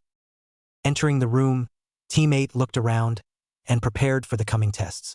This was going to be one bitch of an exam. Entering the room, Team 8 looked around. The room had only a few teams from each village, about 34 teams total by the looks of it, 35 with Team 8 included. Moving quietly, Hinata led the rest of Team 8 up to the top of the rows of desks that occupied this room, as it was a room of the academy. Noticing Tenten, Hinata brought the team up to theirs. Hinata and Niji looked at each other hard for a moment, before turning so that she could go talk to Tenten, which she did. Shino looked impassively at the male Hyuga, before talking to his bugs, and Kiba started up a conversation with Lee, who somehow managed to speak quietly while still discussing flames of youth. The chit-chat lasted about 5 minutes until Sasuke walked in, with Sakura on one side staring up at him with big puppy dog eyes, and Sai on the other, focusing his gaze on Gaara, then turning back to look at what he dubbed the Sasusaku Theater of Horrors. They were followed by the rest of the Konoha rookies, namely by Team 10, Ino, Shikamaru, and Chuji. Both teams headed up to meet with the other rookies. Sasuke made a beeline for Kiba, knowing the brash, abrasive kid he was would make him reveal details about Naruto. Despite the fact that Naruto was now a Chunin, and likely to be a Jounin rather soon, he was the only person Sasuke felt he could accurately measure himself against, since he was the strongest one of their age group. Kiba, Sasuke said in an authoritative manner, one finger pointed at the boy, his other at his side. Hi, Sasuke-sama, Kiba responded, standing at attention and very clearly mocking the way the Uchiha made his presence known. At this, both Ino and Sakura began heading for Kiba to bash him on the head for insulting Sasuke, but were stopped by the Uchiha speaking again. Glaring at the boy he spoke, "Foolish Inuzuka, do not mock an Uchiha, we are your betters after all." Chuckling at the comment, Kiba responded, "My better? Hey, you keep thinking that. And what do you mean we? There's only one of you left." Sasuke was mildly taken aback by the stab at his clan's lack of existence, but did not show it. Instead, he simply said nothing as both Ino and Sakura attempted to unleash their fury on the both, just to have their punches easily blocked and countered. Falling backwards, they would have struck the ground had a young man not caught them. You rookies shouldn't make such a scene. There are plenty of ninja here that would be willing to take you head off, and making more enemies from the start isn't advisable. Who are you? Shino asked in his normal bored tone. Kabuto Yakushi. I'm a genin of Konoha like you. 7th time taking the exam. The silver-haired boy responded. He was wearing purple and gray, had silver hair, glasses, and was much taller than them, likely at least 16. 7th time? So then, can you tell us anything about the exam? Yes, probably. What do you want to know? I don't know the specifics of this year's exam, but I know a lot about the participants. Sasuke was the first to respond to this. Tell me about Rock Lee of Konoha, Gaara of Suna, and Sarutobi Naruto of Konoha. It was not so much a question as it was an order, but Kabuto complied. Pulling out a stack of cards, he showed the now crowding group of Konoha rookies the first card. Rock Lee. He is 14, his teammates are Hyuga Niji and Tenten. He has done 27D ranks, 14C ranked, and 2B ranked missions. His taijutsu is excellent, but his ninjutsu and jinjutsu skills are non-existent. His sensei is Mado Guy. No surprise there, Sasuke muttered, though slightly surprised by the presence of 2B ranked missions. Holding up the second card, Kabuto continued. Sabaku no Gaara. No information known, all having been restricted. Sasuke was not impressed by this revelation, but threw Gaara a glance before turning back for the last card. Sarutobi Uzumaki Naruto. Chunin. Appointed by special order of the Hokage himself. He is at least Jounin level with a high level of skill in all levels, but most particularly in Fujinjutsu. Makes sense though, there are rumors of how he trains. It's insane. In a few years this kid could be Hokage. Chuckling at the thought, he suddenly found himself under the very intense glare of the raven-haired genin standing before him. However, before he could contemplate this, he raised his hand to block a punch from a rather annoyed sound Nin. Feeling the result of a sound wave, he turned and threw up, just as a scarred man poofed into the room, with a large amount of chunin around him. The man spoke quickly and loudly to the room. Listen up, fuckers. There will be no fighting in this exam unless I or one of the other instructors specifically allows it, or else I'll neuter you and throw you out. The killing intent radiating off the man had much of the room paralyzed with fear, however it soon faded. The man continued, Now, this is the start of the first exam. Each team, follow the instructor that comes to you. As he said this, each of the chunins that had come with the scary, scarred man went to collect a team each. The 37 chunins and their respectively assigned teams all were led to different rooms in the academy. The man leading Team 8 had on a sadistic grin, but none of them decided to comment on it. He had brown hair, stood about 5 feet 6 inches and carried a katana. He also wore some sort of heavy armor, but despite its weight moved with grace. Leading Team 8 into a room, he ordered them to sit down in the middle of the room and turned off the lights. Moments later, bright lights shined into the room, and the 3 genin were bound to the floor by a seal they had only seen once before. It was one made by Naruto, a seal which bound the target to the ground by their own chakra. There was no way to break it without it being forcefully released by an outside chakra source, the only source strong enough being the one in front of them, in the form of a very, very scary-looking man. A different man now stood before them, wearing no headband, and a different sort of armor. It was black as night, with strange red carvings on the sides running down to the greaves. Pulling out a dagger, he lowered it so that it was just beneath Kiba's throat. A malicious smile on the man's face appeared, as he licked his lips and asked, What's your deepest, darkest secret? Elsewhere. At the Hokage Tower, Naruto, a tired Aliera, Kakashi, Asuma, and a few other Jounin senseis, as well as the Hokage, watched the first exam through the Hokage's magical glass ball thing. Seeing the seals Naruto had designed, they looked at him curiously, to which Naruto responded.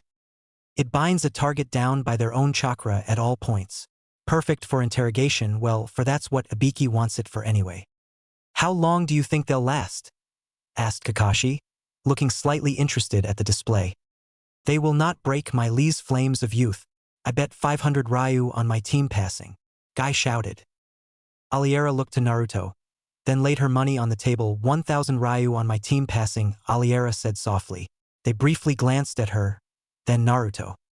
500 Ryu on my team passing, Kakashi stated impassively. Asuma looked at them, then said, 2,000 Ryu on Team 8 passing. The rest of them stared at him, particularly Naruto. No one would be that much without having seen something. Asuma saw the stares and explained, I saw them training once these past 2 weeks. I mean sure, my group is great, but they went above and beyond. The Hokage merely sighed at his son's betting habits, then turned back. It's starting. All of them turned their attention back to the orb and watched the teams. Oof, that's gotta hurt. At the exam, Hinata was being beaten by the man, right before Shino and Kiba's eyes while they could do nothing. Hinata couldn't even lean back to absorb some of the blow as the seal was holding her in place. The man, seeing the fear and hate in the boy's eyes, decided to ask again. What is your deepest, darkest secret? He growled out in a gruff voice. Hinata looked up toward them, and spoke with her eyes, relaying to them essentially, "Tell him nothing. We must hold strong under torture." Kiba and Shino both conceded that they must keep their secrets as well, and remained steady and silent, fear no longer obvious. The man, growing rather irritated, pulled out his dagger again. Pointed at Kiba, he moved forward, and began to cover the boy with mild lacerations, just enough to hurt, but not lethal. "You will tell me or you will die," the man said in a deadly low tone. The torture continued for several minutes before the man decided to try his last resort. Ninpu, Kanashibari no Jutsu. Staring into his eyes, all three of them saw themselves dying in various gruesome ways. Though the horror was enough to break even some seasoned jounin, the three genin showed they did not fear their death. The man, seeing his tactic failing, decided to end the interrogation. Leaving the room, the original Chunin entered and broke the seal. Leaning down and helping them up, he silently led them back to the first room, to see only 18 other teams. Turning to Ibiki, the man bowed. Ibiki, the scarred man, nodded and stated, "They are the last ones." Kiba, Shino, and Hinata all looked surprised at that. 17 other teams must have broken under the pressure. Sitting found with other teams, they looked around to find their classmates. Niji's team and Sasuke's team were still around. However, Shikamaru, Ino, and Chuji were not. The Sand siblings, Sound Ninja, Rain Ninja, and various others had sat down around the room, their looks ranging from impassive to downright terrified. Ibiki turned to them all and saw a hand raise. Temari had hers up, and upon being acknowledged, stated her question. "What in the hell did that have to do with being a Chunin?" Ibiki, frowning at her very poor attempt to swear and her lack of understanding, simply stood up straight and responded. "Chunin are leaders. Sometimes you will be sent on missions with the possibility of being captured. To betray your village when under pressure is something no ninja should do. Subjecting you to one of the worst forms of interrogation, including the Kanashibari, which I'm certain you all experienced, was done to weed out the weakling ninja who don't deserve to be ninja, let alone be a team. All of you left have passed. Now dash." He was cut off by a black ball bursting through the window. Correction. Black ball-shaped woman. After a few seconds. Correction. Woman who just hung a banner with kunai. Most of the room simply stared at her awkwardly, then looked at the banner which read Mitarashi Anko, second instructor and hot kunoichi. Underneath that was her supposed phone number. Most of the people in the room sweat dropped, some even getting nosebleeds at her fishnet/trenchcoat outerwear and tiny miniskirt. The incredibly scandalously dressed woman addressed the room in a surprisingly playful tone for someone who was supposed to be an authoritative figure. "All right, kiddies. On to the second exam. Follow me." The damaged genin followed her back out the window and off to the location of the second exam. A gigantic enclosed area that had danger signs all over it. All the jounin and a chunin were standing before the gates, watching over their teams. "Welcome to Training Area 44. The Forest of Death," Anko said, with a malicious grin. Naruto nearly chuckled, having snuck into the forest on a few occasions for practice. However, the chuckle did not go unnoticed, and soon a kunai was flying for his cheek, meant to just barely graze it. Not wanting to show off too much skill, Naruto ducked lightly out of the way as opposed to catching the kunai. Suddenly, Anko was behind him, making a stab for him. Deciding his life was more important than not showing off, he reacted. Moving forward quickly, he grabbed her wrist, twisted the kunai out of her hand, pushed it into the tree behind himself, and backed off, away from the crazy woman. Anko, surprised and disappointed that she wouldn't be getting his blood so easily, decided to try again later. Walking sexily past him, she swayed her hips slightly and whispered as she passed him, "I'll get you later, blondie." Getting up to the front once again, Anko addressed the crowd of genin. Throwing on her crazy smirk, she began her speech. "This is the second exam. Each team will be given identical scrolls. Don't read them. For this exam, you must collect 3 or more scrolls and make it to the center of the forest within 5 days. You are allowed to kill, though it is not advised as you may damage the scroll. Now, all of you must sign these waiver scrolls. Then you will be led to your gate by your sensei. Oh, and by the way, this forest is littered with danger, so try not to waste your scroll by dying to critters." The process was slow, but an hour later, all the teams were at their respective gates. Hearing the whistle, the gates opened and allowed entrance. Team 8, unsure of how to go about getting other people's scrolls, moved quickly, far into the forest. After making it about a mile in, they heard a clicking noise. Diving out of the way, they moved just in time to see a pedestal rise out of the ground, with writing on it. Hinata, nodding to Kiba and Shino, activated her Byakugan and began to read what appeared to be an odd poem. Upon the seas, upon the stars. The beauty begins in a ball of fire, contained within iron bars. The flame of life stands on wire. The flame burns long. For heroes old. The Hokage's song is mostly told to hear the epic heroes' tunes, to heal their long-forgotten wounds. Though you won't see many moons, because you just read explosive runes. Upon finishing the last line, she realized she'd been speaking the words aloud, and the looks of alarm on their faces could be rivaled by none. Boom! The entire area around the pedestal exploded, enveloping Shino, Kiba, and Hinata in a massive fireball, just as foretold. The explosion cleared the area, reducing the ground to mere sand, while they shielded themselves with their bodies to get only third-degree burns on their arms, legs, and chests. Leaning against a tree back a half-mile from the explosion, about where they landed, they camped beneath a tree. Hinata, using her mild medical knowledge, used her chakra to heal all of them down to first- and second-degree burns, but the effect of the explosion still took a toll on them. Setting up a few traps, they rested under the tree, all falling asleep, no one in good enough condition to take watch. With Team 7. Team 7 made their way quickly into the forest. They encountered no traps, nor did they find any critters or teams. After a few hours of travel, the tower only a few more hours away, they began to get suspicious. If only I had my Sharingan, Sasuke thought desperately. Arriving in a clearing, they stopped and decided to camp there for the night. Setting up several traps, hoping to catch a team, Sasuke took first watch, leaving Sai and Sakura to rest. An hour later, Sasuke heard a trap go off, and was about to wake up his team, when a kunai flew at him. Catching it, he looked to where the attack could have come from, and saw only a grass nin. Only one? You think you're enough to match an Uchiha? Sasuke said arrogantly. An Uchiha without a Sharingan? Yeah, I think I'll manage. The grass nin responded. Sasuke, angry at the comment, knew he should have had his Sharingan already, but he hadn't had a challenge great enough for him to need to develop it. Deciding the nin should die for insulting the Uchiha in such a way, Sasuke charged. Moving in close, he was about to strike when the grass shinobi disappeared. Feeling a tap on his shoulder, he turned around to see. No one. He's so damn fast. If only I could follow his movements. This little dance continued for several minutes, as the grass nin began to shove kunai into Sasuke.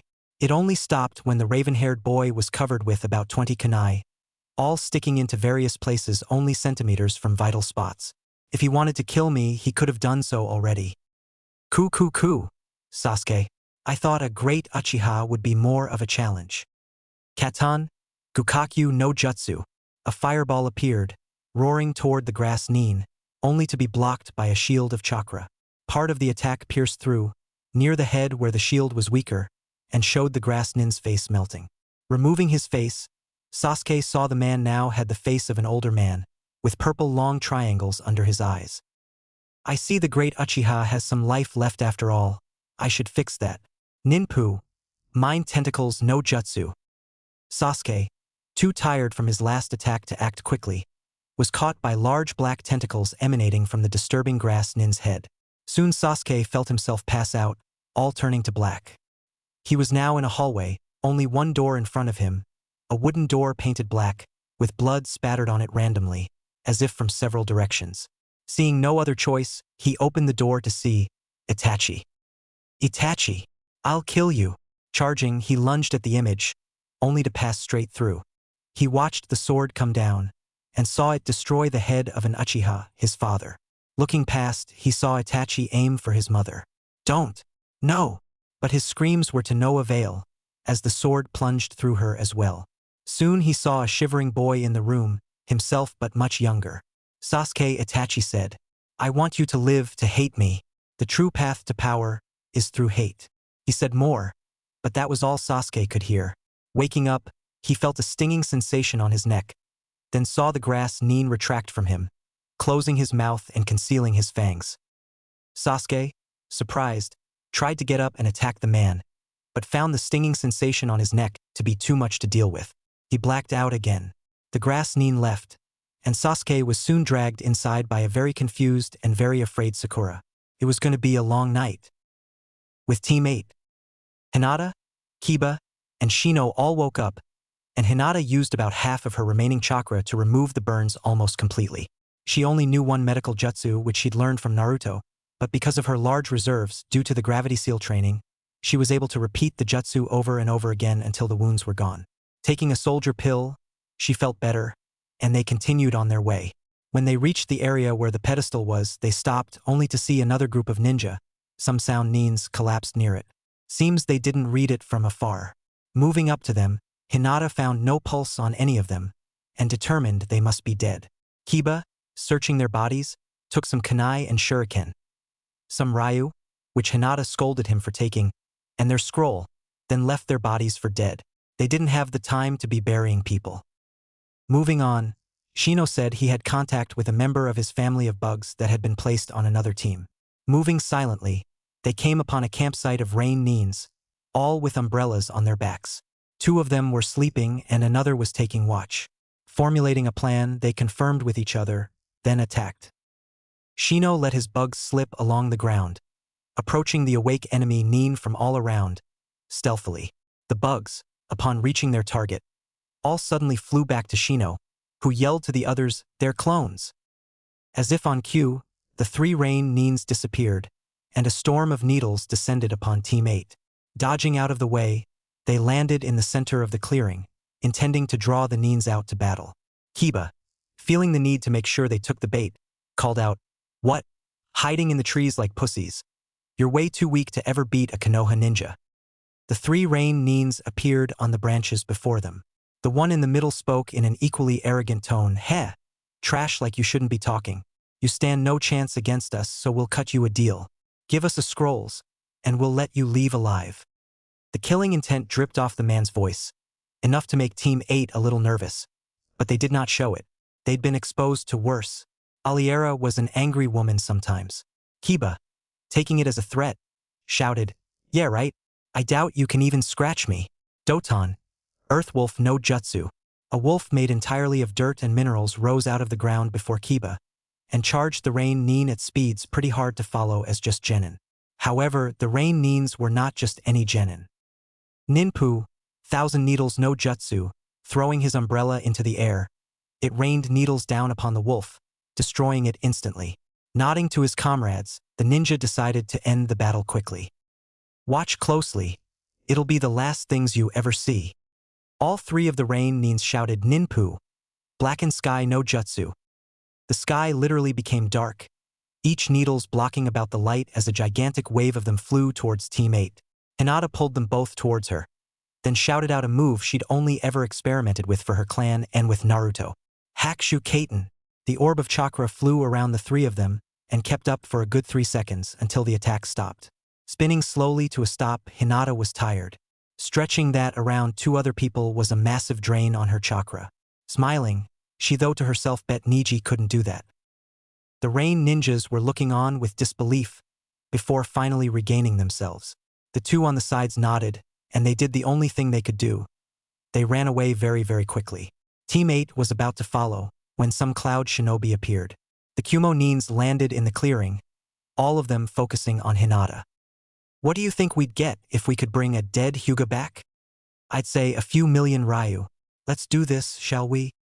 "I hope you're more of a challenge than the last team," one of them taunted. Kiba was growing eager. His only attempt to do something was already quashed, and he'd been protected by either Shino's warnings or Hinata's shield. Sure, his team was strong, but he had something to prove. He would be the strongest the Inuzuka has ever seen, and for that he was going to beat these ninjas to hell with consequences. Ninpu, Beast Clone no Jutsu, followed by Ninpu, Shikaku no Jutsu, and again followed by Doton, Rippling Earth no Jutsu. Kiba and his clone, Akamaru, began to run in a giant circle around the Kumo nins, shooting dirt up into the air with the force of his steps, channeling chakra to his feet to imbue the dirt with chakra. Meanwhile, Shino trapped 2 of the nins with his bugs, while Hinata charged the confused Kumo nin in the middle, disabling his legs and retreating, with a kunai in her shoulder. Seeing Kiba slowing down, Shino had his bugs retreat as well, leaving 2 chakra-drained nins. Kiba and Akamaru, stopping on opposite sides of the circle, each taking a soldier pill, and began forming hand seals, while the earth remained airborne. All 2 tons of it. Doton. Engulfing beast no jutsu. The 2 tons of earth formed itself into the skull of a giant dog with very, very sharp teeth, then dropped on the Kumo nins, skewering them and burying them with 2 tons of dirt. However, not before a flash of gray went in and retrieved their packs, returning to rest beside Hinata. The impact of the dirt on the earth literally created a small earthquake, and the force caused their ears to pop. Shino opened their packs and found 2 scrolls, now giving them a total of 3. Kiba was a little disconcerted, having just killed again, but Hinata embraced him, telling him, "It's part of the job, you did well." Soon, he was back to his normal self, and after copping a feel, he felt himself hitting the ground very, very hard. Shino was about to chuckle, when Hinata shot him a glare. "And people ask why I'm gay? All girls are scary." Soon, the 3 of them set up camp elsewhere, only 3 miles from the tower and having all their scrolls. They only hoped for an undisturbed night. With Team 9. Team 9 was having a rough time in the forest. They had encountered several critters, as Anko had called them, though they were all gigantic. A few of them were over 10 feet tall, but most were about the size of them. After disemboweling some giant spiders, a scroll and some ninja equipment dropped out. Apparently, they weren't the only ones having problems with these things.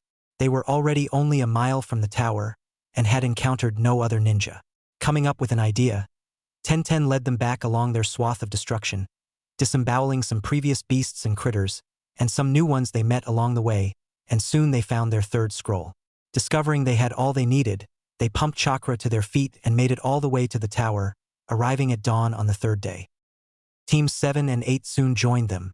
The Sand siblings arrived on the 4th day, and the Grass nins with only 2 members and some Rock nins joined the rest of them on the 5th. They had all been brought to separate rooms to rest until the 3rd exam, so at the end of the 5th day, at night, all the teams were gathered together in an arena. Standing before them were their Jounin senseis, the examiner, a man with a bad cough and a sword on his back, and the Hokage. Next to Aliera was Naruto holding her steady. She looked nearly back to normal, but still weak. Her sword was leaning against the wall. The man with the bad cough stood up and addressed the crowd. "As there are 17 of you left, we will have to perform a preliminary. First, though, would anyone like to drop out?" The crowd of genin looked angry that there would be preliminaries, but few raised their hands. The Grass nins quit, and Sakura was left raising her hand. She spoke to the man. "My teammate was given an odd seal during the exam that may impede him. I ask that he be removed." Nervously, she pointed to Sasuke, who was shooting her a glare, but she remembered one Sai telling her, "If he is going to die, we should stop him." Sai only nodded, but Naruto was interested. Looking to the Hokage and the man who was now looking at him, Naruto asked, "If I may." Receiving confirmation, Naruto walked forward, up to Sasuke. "Where is it?" Sasuke only grunted, but Sakura motioned to his shoulder. "Come." Reluctantly, Sasuke followed Naruto to just outside the room, while the preliminaries began, starting with a rock genin against Gaara. With Naruto. "Hold still. Dobe, I don't need your help. It doesn't hurt or anything, nothing at all." Naruto did not believe him. Forcefully removing the boy's shirt, Naruto snickered slightly at Sasuke's pale flat body with no hint of actual muscle, though there had to be some. Looking at the mark, Naruto activated his 1st level Dojutsu, then accessed some merged chakra and pumped it to reach the 2nd level. The seal on Sasuke appeared to be a chakra infection seal. It converted Sasuke's chakra into influence chakra by way of a bit of Orochimaru's soul. The conversion process suggests it has influence, and that Orochimaru could either communicate with or kill Sasuke through it if nearby. The seal also appeared to mess with the raven-haired boy's control, as it caused his chakra to move in surges, rather than a normal flow. "I can't remove it, so I'm going to seal it. This will hurt, but you'll be fine. I'm going to bind you so that you won't move." Without asking for permission, Naruto projected the binding seal onto the ground around Sasuke, forcing him into a cross-legged position. Then, projecting an anti-seal onto it, Naruto lit his pointer, middle, and ring fingers with chakra of light, dark, and what is supposedly the source of metal jutsus, and drove Haya's hand forward. Fuin. Dark Chakra Seal no Jutsu. Black tendrils of energy shot from Sasuke, soon replaced by white, then changing between black and white every few seconds.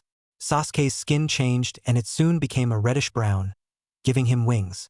The wings receded and grew constantly, as if taking on the strobe effect of the tendrils, and eventually Sasuke was returned to his original form, black energy floating above his head. Naruto, putting light chakra conversion seals on his hands, pumped chakra through them, and surrounded the black energy, soon destroying it. Outside, Orochimaru could be heard cursing loudly. Bringing Sasuke to the medical ward, he found that the whole process had taken about an hour, much longer than he'd thought, and returned to the arena leaving Sasuke under the watch of two Jounin. Naruto found that he'd missed Shino, Temari, Tenten, Kiba, Gaara, and Lee's fights, in fact only returning long enough to see the last round. Sasuke, due to his performance, would be in the final round automatically, since it had been confirmed he'd fought against Orochimaru for several minutes, several people putting aside the fact that man had merely been toying with him. The last fight was just about to begin, Hinata versus Neji. Before they began, Neji began his speech. I am destined to beat you, it is fate for me to do so. I was born with more skill by a father who should have been a member of the main branch. Instead, you brand us and use us like your slaves. We are just as human as you, we are members of the great Hyuga clan, we are the body, and just as the body may die without the head will die without the body. If the main branch dies, we will create a new head, a new clan balanced for all, and for that to happen you must die. It is for that reason I am destined to beat you. I will lead the branch house and we will defeat you. Prepare yourself. Your defeat is destined by fate.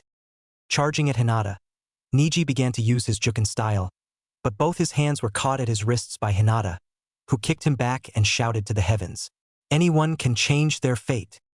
Naruto, remembering when he'd told her that, realized just what he'd done. He'd heard much of the clan from Hinata, and had gone to great lengths to show her how he had wanted the clan systems to work when he became Hokage. Naruto had never thought how much it had meant to her. At the same time, Hinata was thinking back to what Naruto had told her that one time, how what he'd said had changed her view entirely, and how she wanted to change the clan as well. Flashback no Jutsu. The day the Kyuubi attacked. Hinata, I am the vessel of the Kyuubi, the nine-tailed demon fox. I don't want to hold any secrets from you, but I feel you should know this. This is why I strive to be Hokage. I grew up without parents. I can only imagine what my life would have been like if the Hokage hadn't kept the Kyuubi a secret, if he hadn't taken me in. I don't want to see people alone, because oh so many nights I wish I'd met my parents. I wished, but it was not so. I was all alone, even with a family I was alone, and I don't want to see anyone like that. I was destined by fate to be hated, but one man changed that for me, and I couldn't be more grateful. You can always change your fate, and you can change the fate of others, and because of what that one man did, I'm here with you now. You'll stay with me, won't you? End flashback. You can always change your fate, and you can change the fate of others. I will change your fate. Hinata said softly, but loud enough for Neji to hear. Neji was struck, knowing he'd heard that from Naruto once, and before he could respond, Hinata charged. Whirling her body around in one of the first dances of her style, a combination of Naruto's Dance of the Nine-Tailed Fox and the Juken, Hinata spun at massive speeds and struck 8 of Neji's Tenketsu, reappearing behind the boy. Most of the audience just blinked except for Kiba and Shino, who had been on the receiving end of that attack multiple times. Jay was confused, then noticed his control was off, likely because of the blocked Tenketsu. Launching himself at her, he once again saw only a blur of movement before he felt 8 more Tenketsu points close. You are in range of my divination, Hinata said. Hack Rokujinshu. Neji, caught by surprise, was not match for Hinata in terms of speed, but had a different plan. Hakushu Kaiten. Neji spun, deflecting Hinata away, creating a familiar orb of chakra. Hinata, thrown against the wall, had some damage done to some of her internal organs, but using Daikal Justu while the dust cleared, she got up looking reasonably okay. Looking to Neji, she charged once again, and Neji used his still superior chakra supply to bring chakra to his arms, boosting his speed to match Hinata's. Locked in combat for a good minute, neither scored more than a glancing blow. Hinata looked up towards Naruto and winked, then began to form hand seals. Naruto knew what this meant, and that she'd have to settle for a draw, because neither of them would be conscious after her next attack. Ninpu, Hakushu Kamikaze Kaiten. Hinata charged forward, spinning rapidly and forming a Kaiten to be used offensively. Rather than contained and protecting those within, it lashed out at those within and around. With a boost of chakra, Hinata charged Niji, becoming a whirlwind similar to Kiba's Tsuga, and crashed into Niji.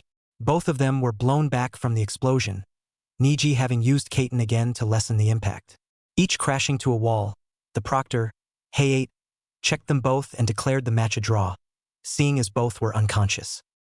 On this note, the Hokage ended the preliminaries and went on to explain the importance of the Chunin exams, seeing as how they were just a means to replace war, and that the third exam would take place in a month. The proctor showed them the pairings before leaving the room so as to dodge questions. Match 1, Temari vs. Tenten. Match 2, Shino vs. Sabaki Rock-nin. Match 3, Sasuke vs. Gaara. Match 4, Tasagama vs. winner of Match 3. Kiba, Lee, Sakura, Niji, and Hinata, as well as 2 of the Rock-nins and a sound sibling would not be participating. Aliera, motioning to her team, excluding Hinata, and to Naruto brought them all up to her as she spoke. Tomorrow I will be working with all of you as normal. However, Shino, you will be working with Naruto when he is around. He will have missions of course, but when he's around he'll be working with you, as I think some one-on-one training will be most beneficial. Now I'll see you tomorrow, training ground 9, at 8 o'clock. Go home and get some rest. Complying, all of them went home except for Naruto, who stayed by Hinata's bedside in the hospital that night. All he could think of was how proud he was of her, and how lucky he was to have her. Kissing her forehead goodnight, he stretched out on the other bed in the room and fell asleep. The next month was gonna be harsh. Naruto woke up only to see Hinata still unresponsive. Looking to the nurse in the room, she explained the situation, basically stating she wouldn't be conscious for another week or so while her body recovers. Her chakra coils were strained to the max and needed time to repair. Knowing he could do nothing to help, and that he was needed elsewhere, Naruto performed a shunshin and arrived at the Sarutobi estate once again. Taking a quick shower, he mulled over what he was going to do that day and decided he wanted to see Temari again, and Gaara to check his seal just in case. Getting dressed in a black t-shirt, his Chunin vest, and standard black ninja pants, he loaded himself with his equipment and was about to shunshin to his next destination, when he realized how much of a waste that was, since he was never really outside for long. Taking a few hours, Naruto looked through some books on air containment seals, eventually finding exactly what he was looking for.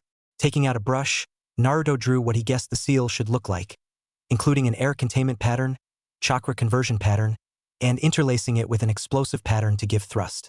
Activating his level 2 Fuingen, he analyzed the seal and found he had to make a few changes, but within half an hour, he had it down. Mentally labeling it as Flying Seal, Naruto decided to complete his little idea. Taking his ironing board, which he'd never used since Aji-san had given it to him, Naruto broke off the legs, giving himself a flat board. Focusing on the bottom, Naruto projected 6 flying seals onto the bottom and laced them to one of his favorite seals, which he named Unity. This seal basically allowed for the activation of several seals at once for a fraction of the chakra required because it amplifies chakra, similar to how Naruto's exploding tags were amplified to be more powerful. The Unity seal, placed on top of the board, glowed with Naruto's chakra and lifted slightly into the air with just a tiny bit of it. Grinning madly, Naruto took his new invention outside, leapt on it, and pumped about 5 of his merged chakra into the board, and was soon flying over Konoha at nearly 50 miles an hour. Sticking to the board with a bit more chakra, he began spinning, performing barrel rolls, and generally having a good time.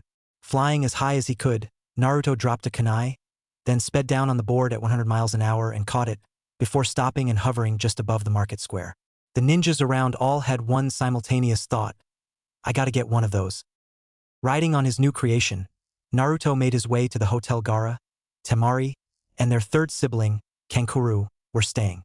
The pleasant woman at the front looked quizzically at the ironing board, but after Naruto assured her it would be no problem, she directed him to room 301, the suite on the 3rd floor where the Sand siblings were staying. Moving gracefully up the stairs, Naruto soon found himself in front of a large door, one that would likely lead into a proportionally larger room, considering all the other doors were smaller. Suddenly feeling a bit nervous and disconcerted, Naruto took a mirror out of his pouch and tried to adjust his hair so that he looked a little more presentable, But he knew this was just stalling, since his hair had proven time and again that it was completely unmanageable. Knocking on the door, he was met by the sound of a violently angry woman shouting, "Hold on a minute," followed by the sound of heavy objects hitting the ground. Moments later, Temari appeared at the doorway, sweating but grinning beautifully, and wearing no pants, just one really big shirt. Seeing him standing there, she hugged him as a means of saying hello. Naruto looked to the wall on instinct, since he couldn't look a half-naked woman in the eye. Is every girl I meet gonna tackle me half-naked? Naruto sighed. What? Temari asked when Naruto did not hug her back. Gesturing with his head down, Temari eeped and walked back in, closing the door. After a few more minutes of waiting there, wondering what exactly just happened, Naruto knocked on the door again. This time, a boy with kabuki paint and a large puppet under his arm answered the door. Looking surprised, he asked, "You're still here? She just hugged you half-naked. Why aren't you dead?" "What do you mean, why aren't I dead? She seems perfectly nice. Plus, I'm gonna be her husband someday. Why would she want to injure me, if anyone at all?" "Ah, she must act differently on dates. Probably why she never took you back home afterwards. Didn't want you to know how violent she can be. Plus, if she wanted to fuck you, she'd probably go to your place anyway. What with that nice estate and all." "Yeah. So anyway, come on in. I'm Kankuro, in case you forgot, and I know you've met Gaara." Turning around, Kankuro found himself face to face with his sister, with her fan, looking very, very angry. "The reason he hasn't seen my angry side, as you put it, is because he shows me a good time and I have nothing to get angry about. However, now I get to show him what should happen if he tries something funny." The next few minutes were resound with cries of help and the sound of a giant metal fan impacting flesh and the wood of puppets.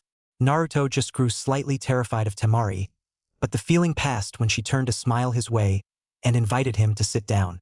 Doing so, Naruto was surprised further when Temari laid down on the couch he'd just sat on and laid her head in his lap. "Yes, Temari-chan. I'm here to see you. I didn't get to see your match.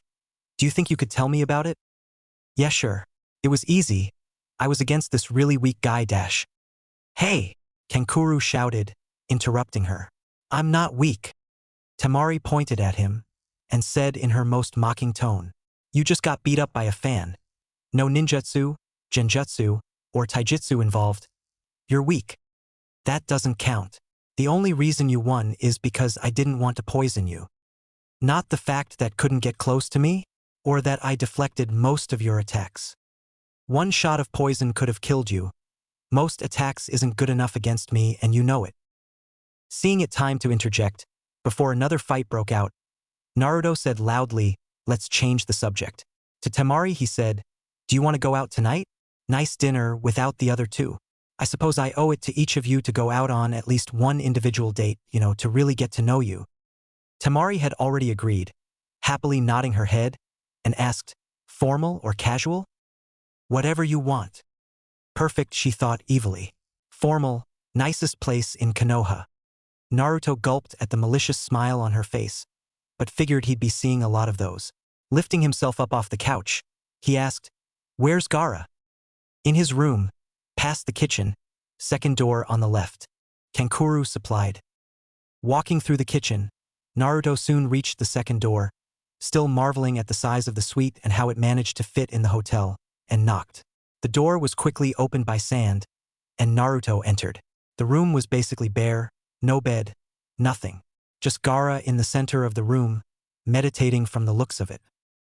"Gaara, I'm just here to check your seal. Should I come back later?"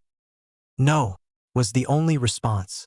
Moving closer, Naruto sat in front of Gaara and lifted the boy's shirt, the red-haired boy not even flinching. Just like his own, Gaara's seal was different. Activating his level 2 Fuingen with a bit of merged chakra, Naruto found that it worked nearly the same way as his own seal. It had a similar pattern, a 4-image seal surrounding the yin-yang symbol, except with raccoon heads and one tail interlaced into the seal. On the outermost portion of the seal was an extra ring, which apparently worked so that when Gaara released the full tail, he would transform.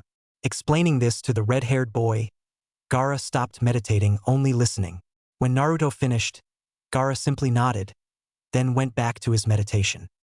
Saying goodbye to the Sand siblings, Naruto got one last hug from Temari, who kissed his cheek, and went up to the large window in the living room on the other side of kitchen across from the hallway.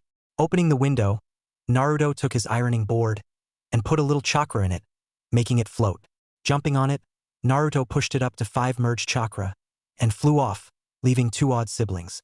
Temari simply thought, I gotta get him to make me one of those. Flying off to his next destination, Tenten's house, Naruto prepped himself for a lot of heat for missing her match, since she'd wanted to show him her ability with the sword. Dropping down in front of her house, Naruto came to a rough landing, but managed to stay on his feet. Knocking on the door, he heard the sound of soft steps, not too fast, coming. Deciding to prep himself for the worst, Naruto leaned his ironing board / flying shield against the side of the building and put one hand limp down next to his side, his other hand scratching his chest, just inches away from any place that may need immediate protection. The door soon opened to reveal a rather sweaty Tenten, who looked as if she'd been training. Hoping he didn't interrupt her burning off steam, he decided to just take it easy. Hey Tenchan, Naruto said cheerfully, waving his hand. Ah, Naruto-kun. Wasn't expecting you, especially after you skipped watching my match. Sorry? Naruto responded, sheepishly rubbing his head. It's okay. I know you were just trying to help Sasuke. Still, can I show you my sword? Yeah, that sounds great. Oh, and for the record, I know about your date with Temari tonight. She told me not to try anything funny, seeing as she seemed to know you were coming here somehow. Odd, I didn't tell her. Probably saw where you were headed on that. What is that flying thing anyway? And why are you carrying around an ironing board? Naruto picked up the aforementioned item and took her by the hand outside. Once outside, Naruto stood on the board and activated it with chakra. Floating just above the odd Tenten's head, he kneeled down, and while still pumping chakra into the board, began explaining his seals. Adopting his schoolteacher persona once again, he began. It's quite a simple concept, actually. Objects move in 3 dimensions, up and down, left and right, forward and backward. That is what these seals supply. The ones at the front and back are just that, forwards and backwards. The ones in the middle are up and down, and the ones on the sides are left and right. Of course, it helps if I lean to one side, but mainly it's the seals. As for what they do, they each absorb my chakra, convert it to the wind element, and then supply thrust equal to my force of gravity or greater in the given direction so as to move me. The seal on top, Naruto dropped to the ground again to show her, is interlaced with the 6 so that I can pump my chakra into it and it will give the appropriate proportions to the needed areas. By concentrating on the ratio of my chakra to the seal, and in which of the quadrants I am pumping it more, I can control its direction and thus my own. It's the same concept as Temari's wind attacks, forced wind production, except in this case in a concentrated space so that it creates a constant flow without releasing the energy. Get it? Of course, most of what Naruto had just said went over her head. She got the gist of it and nodded dumbly. Remembering how fast he'd been going when he got up to her house, she'd seen through the window, she asked what would probably be on most people's minds rather soon. How fast can you go? I dunno, I used a constant flow of about 5 to get up to 100 miles per hour or so. With my chakra store, that's probably most of yours though. It's not really the most practical of inventions. I'm willing to bet anyone with lower than a jounin stores could actually use it effectively without the drain. She looked disappointed, but soon got a devilish look. Think you could fly us into town? Naruto had been expecting this as soon as he'd landed again. Yeah, just grab onto me and hold on tight. I don't think you can attach yourself with chakra. The amount of mine running through the board would disrupt either your flow or mine. Eagerly, she grabbed onto Naruto, who then began to lift off. At about 50 feet up, he applied about 2 and shot off at approximately 20 miles per hour. Upon turning around and seeing her disappointed look, Naruto upped it to 5, and her shriek of surprise at the sudden wind increase, whipping around her, along with the fact she was now gripping Naruto much tighter, was worth the temporary deafness. Reaching the market, they touched down and Naruto pried Tenten off himself before they made any more of a scene.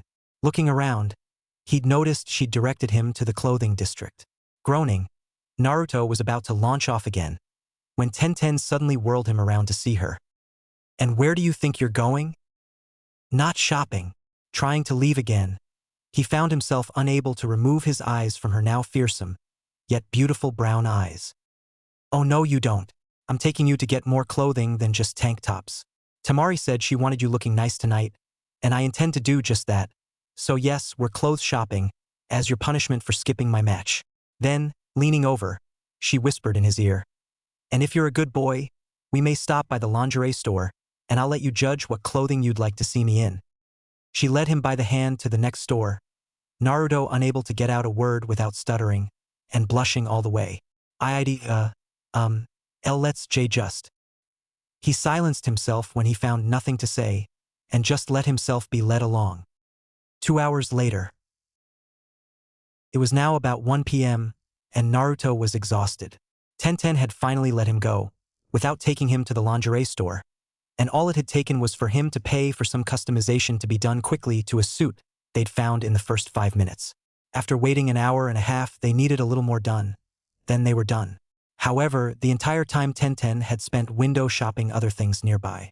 Making a clone, Naruto sent the suit home, then went off to find his main focus for the day, Shino.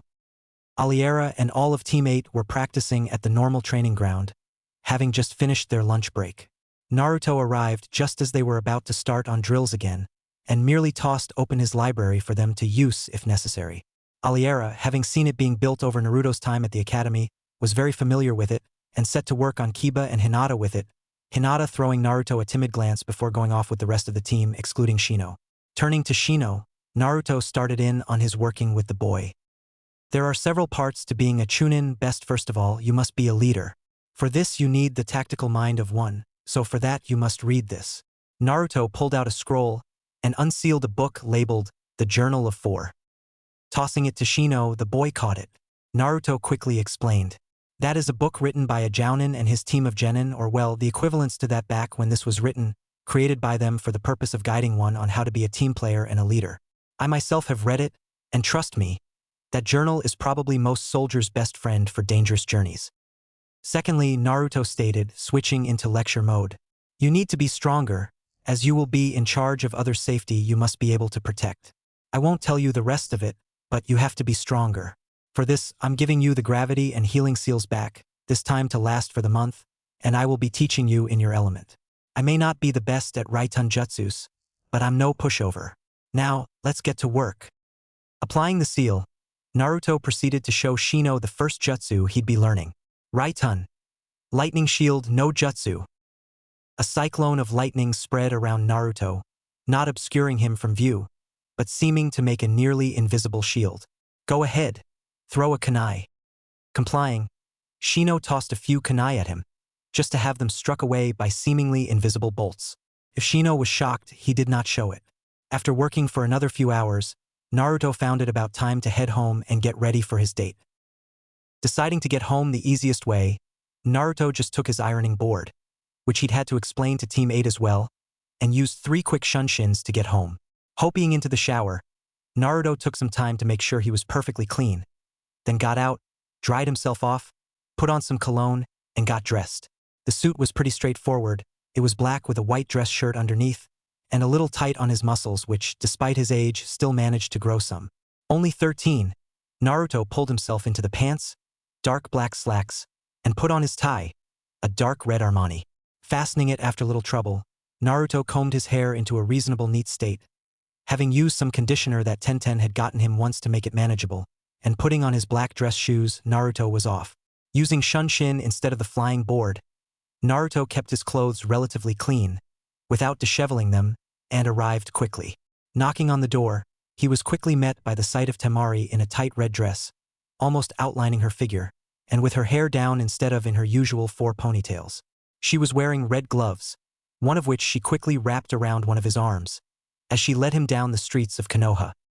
15 minutes later, Naruto and Temari were at the front of the most fancy restaurant in all of Konoha, the Hokage Cuisine Palace. The restaurant had been there since the founding of Konoha by the first Hokage, and all but the 4th enjoyed eating there, the 4th apparently preferring ramen. Getting seated shortly thereafter, they were given the menus and Naruto's mouth would have dropped at the prices, but remained in place, knowing he'd had some tough missions lately and could easily pay with a check, even if it wiped out some of his savings. After ordering, Naruto and Temari began chit-chatting, before arriving on a more important topic.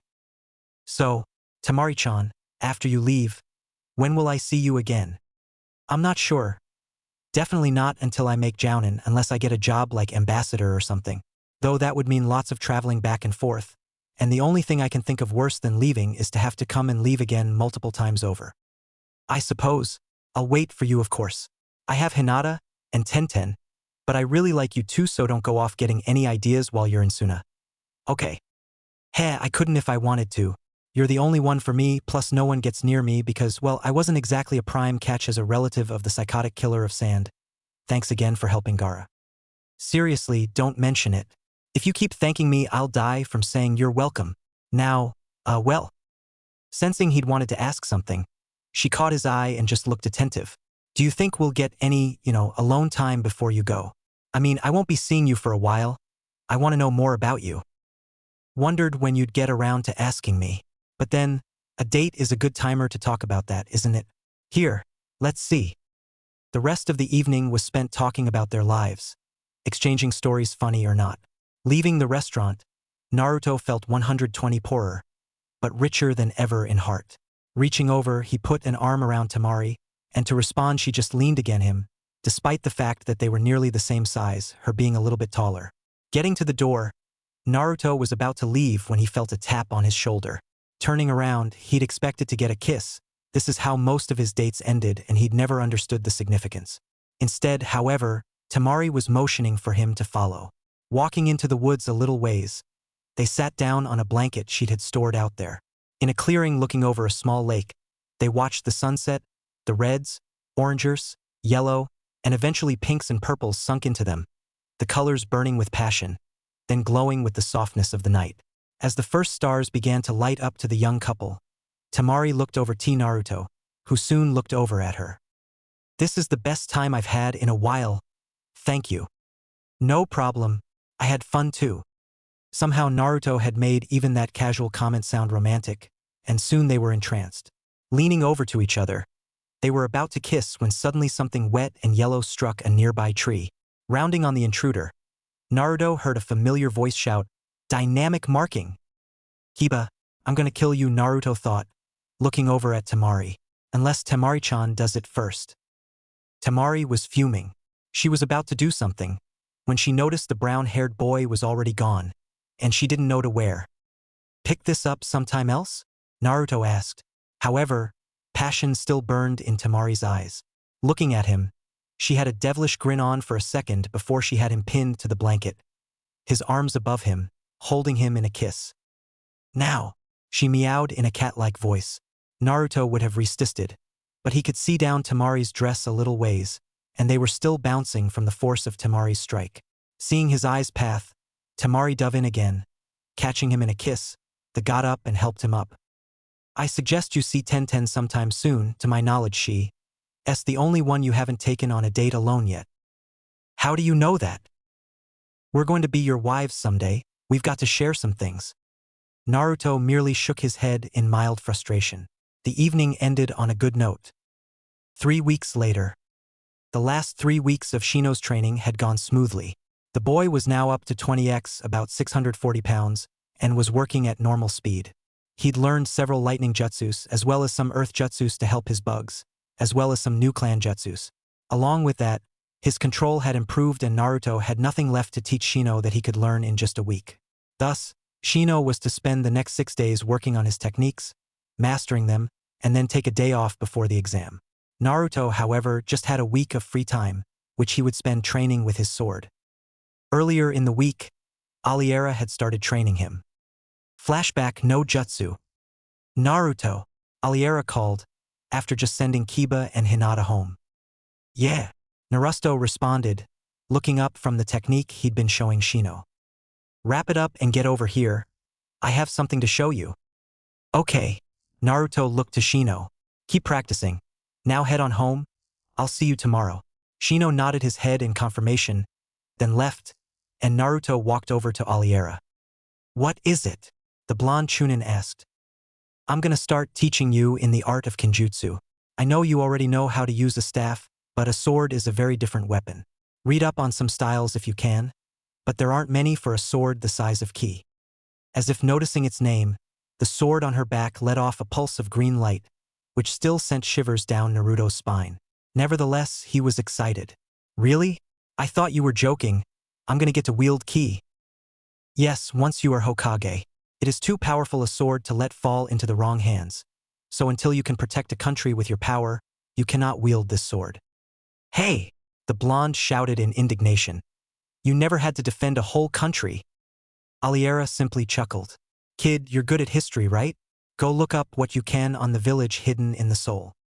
Naruto looked confused, but didn't get to voice his thoughts before Aliera cut him off. Now, Naruto, here. Aliera tossed him a sword key's shape and length with a weight seal on it. Currently not set to anything. I'm going to show you the basic katas. But to wield ki, she must feel like a feather to you. So pump that up to 600 pounds and we'll get started. 600 would have shocked most people. But considering Naruto was currently at 72x, approximately 2,304 pounds, Naruto felt that was underdoing it. Pumping it up instead to 1,200 pounds, Naruto began to follow her through the katas. However, Naruto soon regretted his decision, but couldn't reverse it without Aliera knowing he disobeyed an order on something so important. So, memorizing the katas 1 hour later, Naruto finished. He was adjusting to the weight slowly, but figured it was for the better. Since then, after Shino's training ended, Naruto and Aliera would work until dinner, then eat, then train until 10 and go to their respective homes to sleep. End flashback. Naruto now was Jounin level with his sword, not as good as Zabuza, but because of his talent with Kenjutsu he would still be a force to be reckoned with. However, Naruto noticed one main focus his styles lacked: speed. There were only 2 attack Naruto had with his staffs that were fast, and none with his sword. So Naruto went out in search of Konoha's resident master swordsman, Geku Hayate. Hayate was usual found hanging around ANBU training grounds waiting around for his girlfriend, but if not there, he was home or on a date with said girlfriend. Fortunately for Naruto, Hayate was at home, unfortunately, with his girlfriend. Knocking on the door, Naruto rested his now favorite form of transportation and his training sword against the house. His ironing board creation had actually become common knowledge in Konoha, and all people with enough chakra had requested them except for a few choice candidates. Normally Naruto would want to keep his creation to himself, but the fact that really no one except himself and maybe Jiraiya could successfully make one ensured that very few would ever exist. Naruto created about 10 of them for various ANBU captains and the creator, as well as one for Kakashi, Aliera, and Asuma, all of whom Naruto had become friends with at one point. Feeling a slap on the cheek, Naruto looked up and saw Hayate looking rather disgruntled. He hadn't requested one, but he was a friend of Naruto's, through Aliera. You shouldn't get lost in thought like that if you're the one knocking Naruto. Sorry. I was wondering, do you think you could show me some of your style? I'm learning one for the Zanbatsu. Aliera will give me some time, but my style lacks speed. I know you're the best at Kenjutsu in Konoha. You've shown me many times. I was just hoping you could spare a little time maybe? Hayate was pondering it. The boy had given his girlfriend one of those cool flying ironing board things, so why not? He owed the kid enough for various other things too. Sure, Naruto. Tomorrow morning at 5 a.m., my training ground. You know where to go. Thanks, I owe you one. Hayate smiled at that, then closed the door, and heard the whoosh of air signaling Naruto leaving. After tomorrow will be thank me or wanna kill me. Well, back to work. Redoubling his efforts, Hayate went back to his bedroom. His girlfriend pleased and surprised by his effort, and for once she burned out before him. Next morning. Now Naruto, Hayate addressed the blonde chunin in his lecture voice. He taught at 1.2, all jounin do. The dance of the crescent moon, my style for the katana, is a style based on strikes faster than the eye can see meant to disable an opponent so that a killing strike can be performed and finish them off. Now, I'm sure you know all the killing and disabling points. Naruto nodded. My main taijutsu style is based around it after all. Hayate continued, so I won't have to teach you that. The best I can figure is I'll give you a scroll explaining the style and show you all the basic and mid-level katas, so that you can make your own style for the Zanbatsu. Naruto once again nodded in agreement, and they trained for 7 hours until lunchtime, when Hayate took off leaving a large scroll with a now exhausted Naruto, carrying a 1,200-pound sword, who was dragging himself off to Ichiraku. However, just as he left the field, walking as he was too tired to concentrate on his board, Naruto saw Tenten.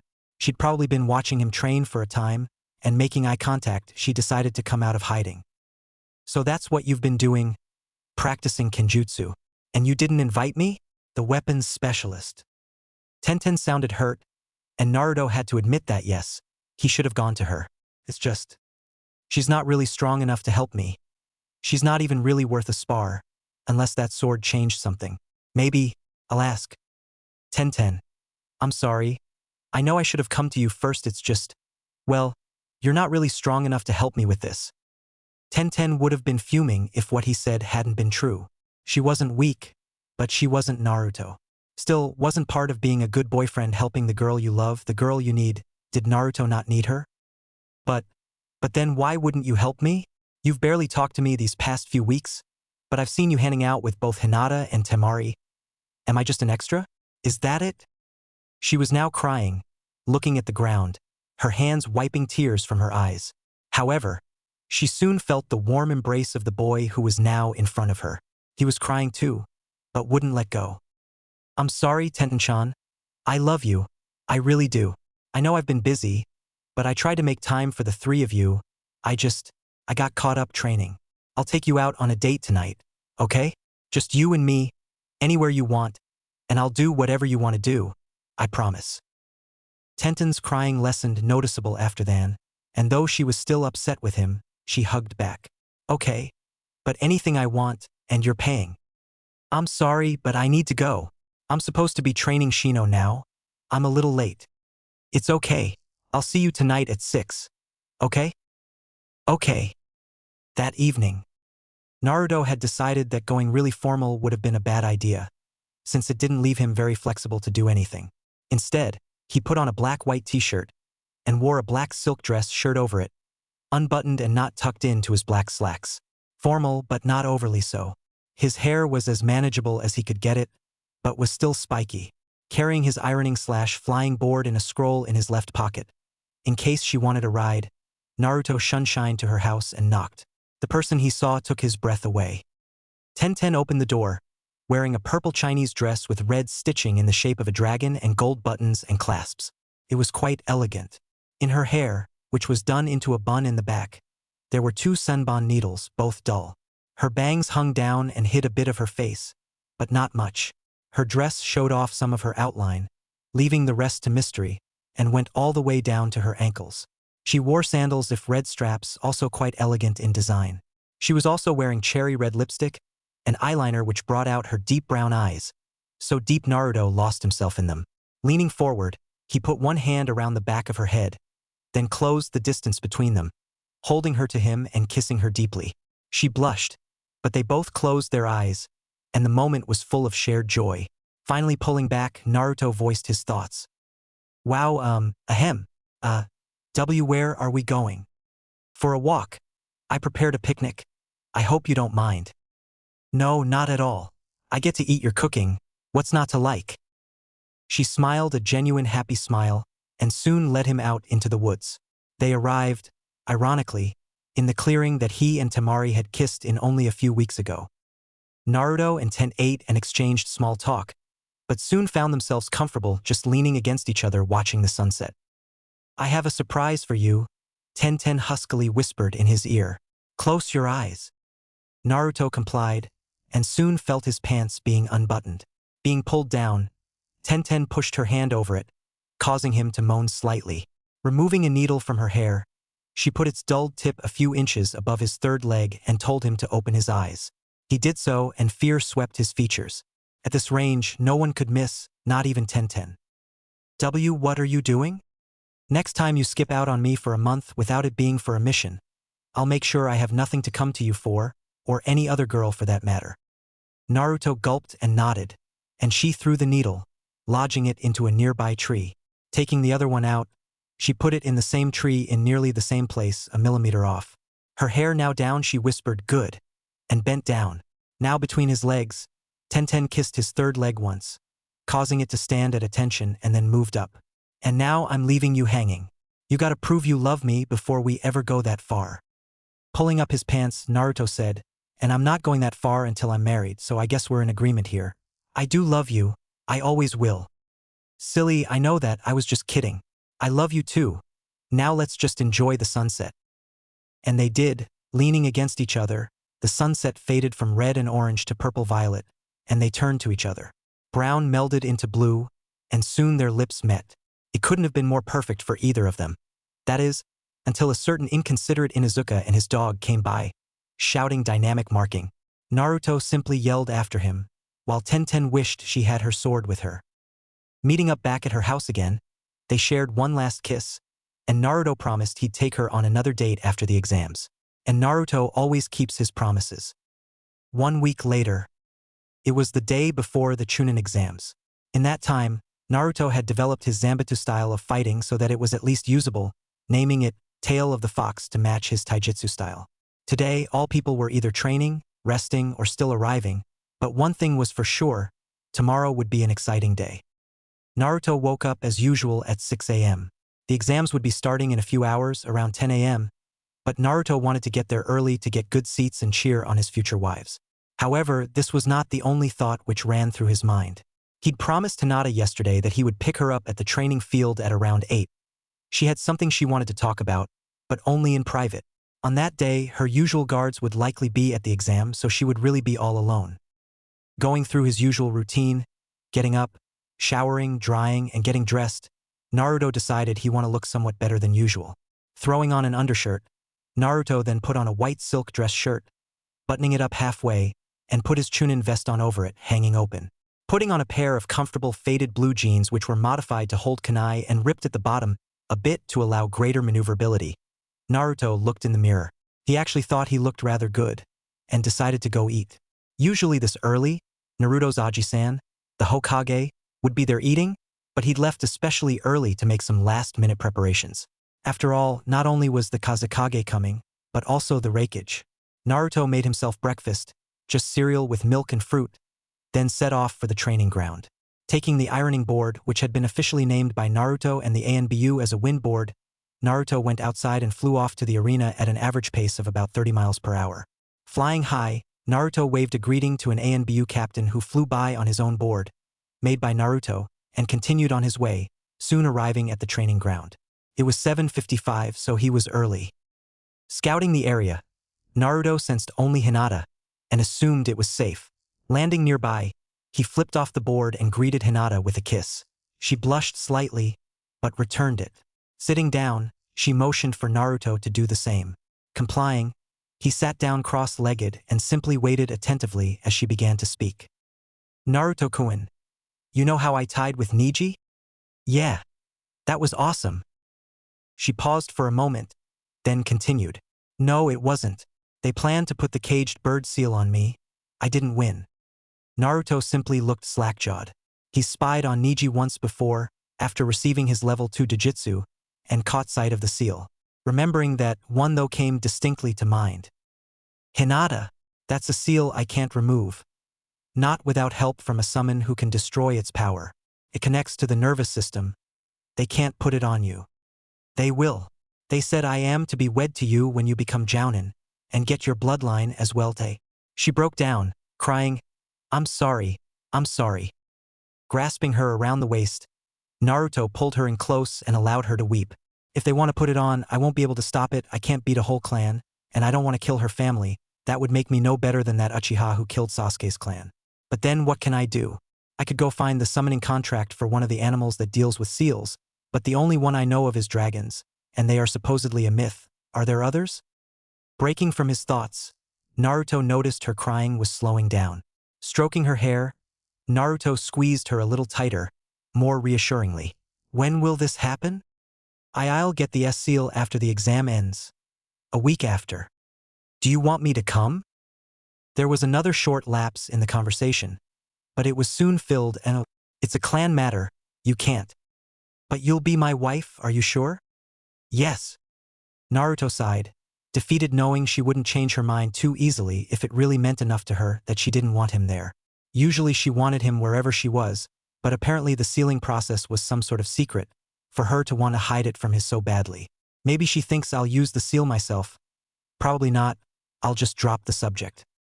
We should go soon if we want good seats. You coming? Yes, Hinata responded more resolutely than before.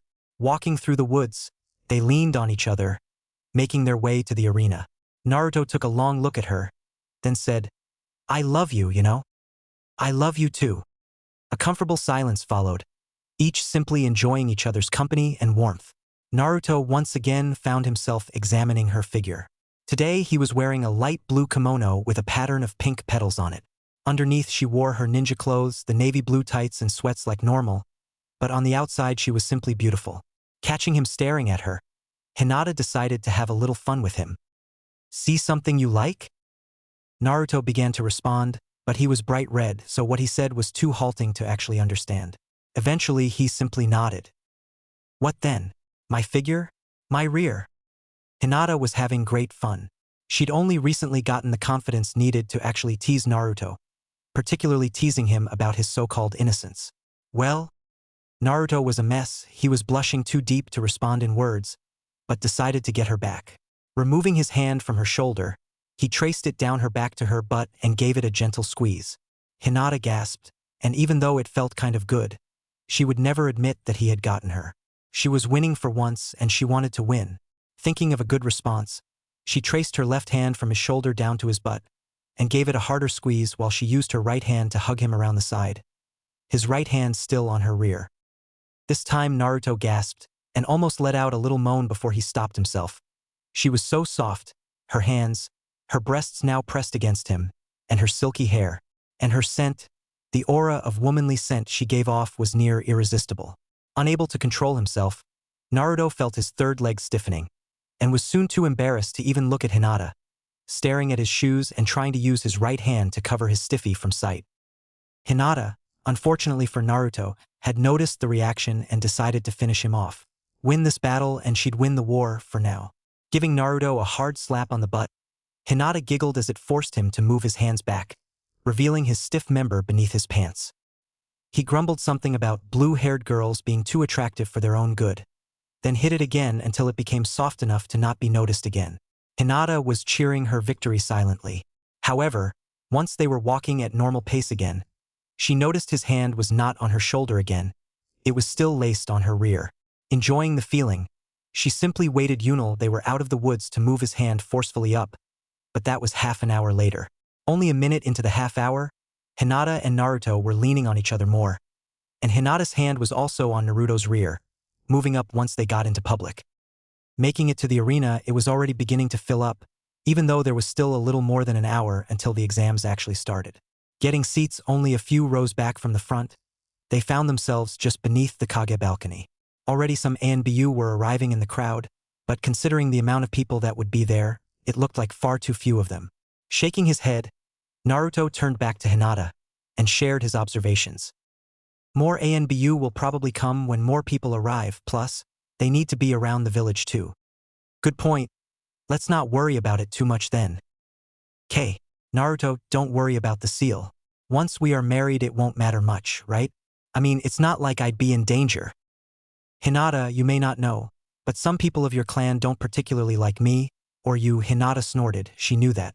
He continued, okay fine, maybe you do know. Still, that means they may be willing to use you to get to me, and as long as you have that symbol, you have something on you which I intend to destroy, the clan systems which imprison people. Hinata, you are mine. I won't have them exert control over you. But I can't take on a clan, so all I can do is learn to remove it. Remove it? Is that even possible? I thought you said you couldn't. Yes, and I can't without help. I remember some documents on sealing mentioning familiars. If I can get a summoning contract for a creature that works with seals, I could probably remove the seal. Summoning? But Konoha only has one active one, and that belongs to Jiraiya of the Sannin. Even with your heritage, I doubt he'll train you. True, but then toads aren't useful for sealing.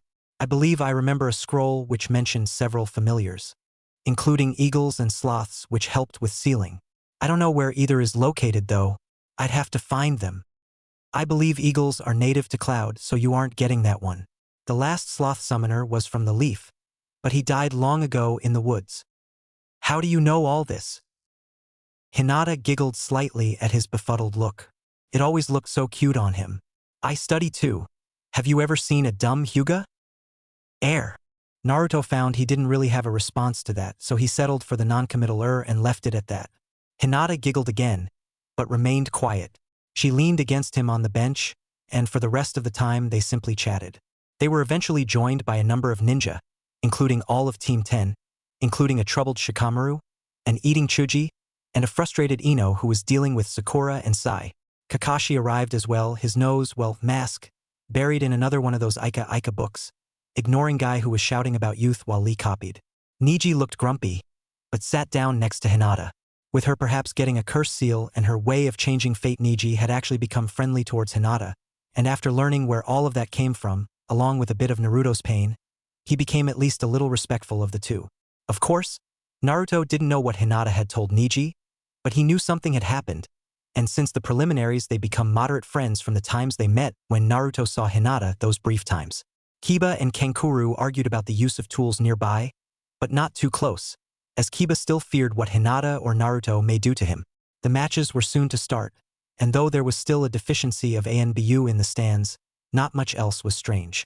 All 7 of the contestants stood before the crowd, Genma in front of them explaining what was to happen. Soon, 5 of them were heading up the stairs to the waiting room, while Tenten and Temari were facing off. Naruto didn't know who to cheer for, since he was eventually going to get married to them both, so he decided he would just cheer in general. Hinata liked both as well and decided to do the same. Looking down at them, Genma had just started the match. In the arena, "Hey Tenten," called the blonde. "Wanna make a bet?" "Sure, what's your offer?" The brown-haired Kunoichi called back. "Winner goes on the next date with Naruto, unless Hinata gets him first." Temari called out, smirking. "All right, and loser buys the winner a dress of the winner's choice." Tenten called back. "Raising the stakes are we?" said Temari, raising an eyebrow. "Heck yeah. Now enough talking, let's go." Tenten responded, throwing needles at her blonde friend. Naruto was just blushing up in the stands while others looked between him and the match, focusing on the match when combat began. Temari easily deflected the needles, sending them back at Tenten, only faster. Moving out of the way, Tenten pumped some chakra to the seals on her palms, summoning a pair of kunai. Running around Temari in a semicircle, she threw them slowly at her opponent. Being reflected back at twice that, Temari laughed, thinking this was an easy win. However, Tenten caught the same kunai, twirling them on her fingers to maintain some amount of momentum, and jumped above the wind blast, hurling them back twice as fast as before, essentially 4 times normal speed. Temari, unprepared for the attack, tried to create a new wind blast, but it clashed slightly with the previous one still in the area, reducing effectiveness. Dodging a split second too late, one kunai ended up in Temari's calf, the other knocked away by the metal of the fan. Pulling out the kunai, Temari threw it to the ground. Swinging her fan, she announced her attack, Futon. Wind Blade no Jutsu. Chakra blades in the wind launched at Tenten, though she defended herself by dodging behind a tree and waiting for the wind to subside. Seeing that ranged attack would be of minimal effectiveness, Tenten drew her sword. Moving out from behind the tree, Tenten settled into her sword stance, ice flame in her right hand, parallel to the ground. Temari went to unleash another wind blade, but Tenten used Shunshin, draining about a third of her reserves, to appear behind Temari. Dodging a kick from the blonde girl, Tenten forced chakra through her sword, lengthening the blade with ice. Bringing the tip in front of Tamari's left eye, Temari dropped her fan and raised her hand. "I surrender." Tenten bowed to both of them, then grinned. "Guess you owe me a dress, and Naruto-kun owes me a date." She returned to the waiting/viewing room, sheathing her sword, while Temari went to the infirmary. Naruto made a Kage Bunshin to escort her and make sure she was okay. After all, he couldn't miss Shino's match. In the arena, Shino was facing off against the rock Nin Sabaki. From what Shino had seen in the preliminaries, he used more ranged attacks than taijutsu, but then the match had been done in seconds. Genma announced the start of the exam, and Shino, seeing Sabaki finish seals way faster than any genin should have been able to, had just enough time to dodge out of the way of a large rock, about the size of his head, that shot out of the ground. Using his upped speed, Shino began to circle around Sabaki, leaving bugs in his wake which were making their way towards the rock Nin. Performing seals, Shino said quietly Doton, "Bug burial no jutsu," and in an instant, his bugs were covered in a thin layer of dirt, allowing them to hide while crawling just under the surface of the ground. Sabaki, catching sight of the bugs, determined that he must not let them reach him. Pumping chakra to his legs, he jumped high into the air. As soon as his feet left the ground, all the bugs emerged from the ground and tried to swarm him, glowing blue. Damn it, didn't see that last jutsu. Performing a kawarimi, A log appeared where he had been, and he was now behind one of the few trees. Performing 56 hand seals in just over 10 seconds, he whispered, "Doton. Earth Dragon no Jutsu." A gigantic 20-foot dragon made of dirt burst from the ground, diving at Shino. Moving out of the way, Shino's leg got caught by the dragon, which shifted direction. Breathing fire, the dragon nearly scorched Shino before he too performed a kawarimi. Landing right next to Sabaki, Shino performed 2 seals. Raitun, Swarm Darren no Jutsu. The rock Nin, unable to defend himself at such close range, was swarmed and had nearly all his chakra drained out, then channeled back into him as lightning. Using a bit of his remaining chakra, he created a shield to block out the bugs, then leapt back. Both were now breathing hard, but Shino still had a decent supply of chakra left. Charging in with boosted speed, Shino made to punch the genin, who didn't move, creating a tiny shield of rock where Shino's punch would have landed. He blocked the punch and kicked the genin. However, a bug clone behind the rock Nin which Shino made earlier delivered a quick chop to a point on the neck Naruto had shown him, which knocked out the rock Nin before he could react. A rather tired Shino walked back up to the balcony, while the rock Nin was carried to the infirmary. Up in the stands, all the Konoha Nin had been cheering on Shino, and Naruto hugged Hinata when the boy won. It was a good victory. The third match, and by far the most interesting to the spectators, was about to begin. Sasuke and Gaara stood in front of each other, a mere 10 paces separating them. Genma declared the start of the fight, and the match began. Sasuke began copying Lee's taijutsu, but Gaara's improved control of the sand didn't allow a hit through. The red-haired boy didn't even look fazed. Tiring of the boring raven-haired boy's assault, Gaara created some sand from the dirt around him and pushed them into tiny orbs in the air. Shooting this orbs like kunai, Sasuke soon gained several cuts, never really being hit strongly, but not able to avoid them entirely. The match dragged on, and Sasuke was getting annoyed. Forming some seals, he announced Katon, Great Fireball no Jutsu. However, the gigantic ball of fire did little, impacting with Gaara's shield and causing no damage. Gaara just stood there. Dispelling his balls of sand, Gaara decided to try something different. Pooling sand around himself in an ever-growing circle, Gaara soon had half the arena inaccessible by moving on it, as it would cause the runner to be trapped in sand tentacles. Sasuke, leaping onto the wall, took his last shot. Forming for seals and grasping his left forearm, he shouted Chidori as lightning began to form in his hands. His Sharingan was spinning wildly, having been active since the beginning of the match. Leaping with the help of chakra, Sasuke was about to land on the red-haired boy, except the boy simply sidestepped him, the glancing blow reflecting off the sand and burning Sasuke's left hand. Trapping Sasuke in sand, Gaara said his first words of the match, "Surrender or die." Sasuke was not one to give in to such threats.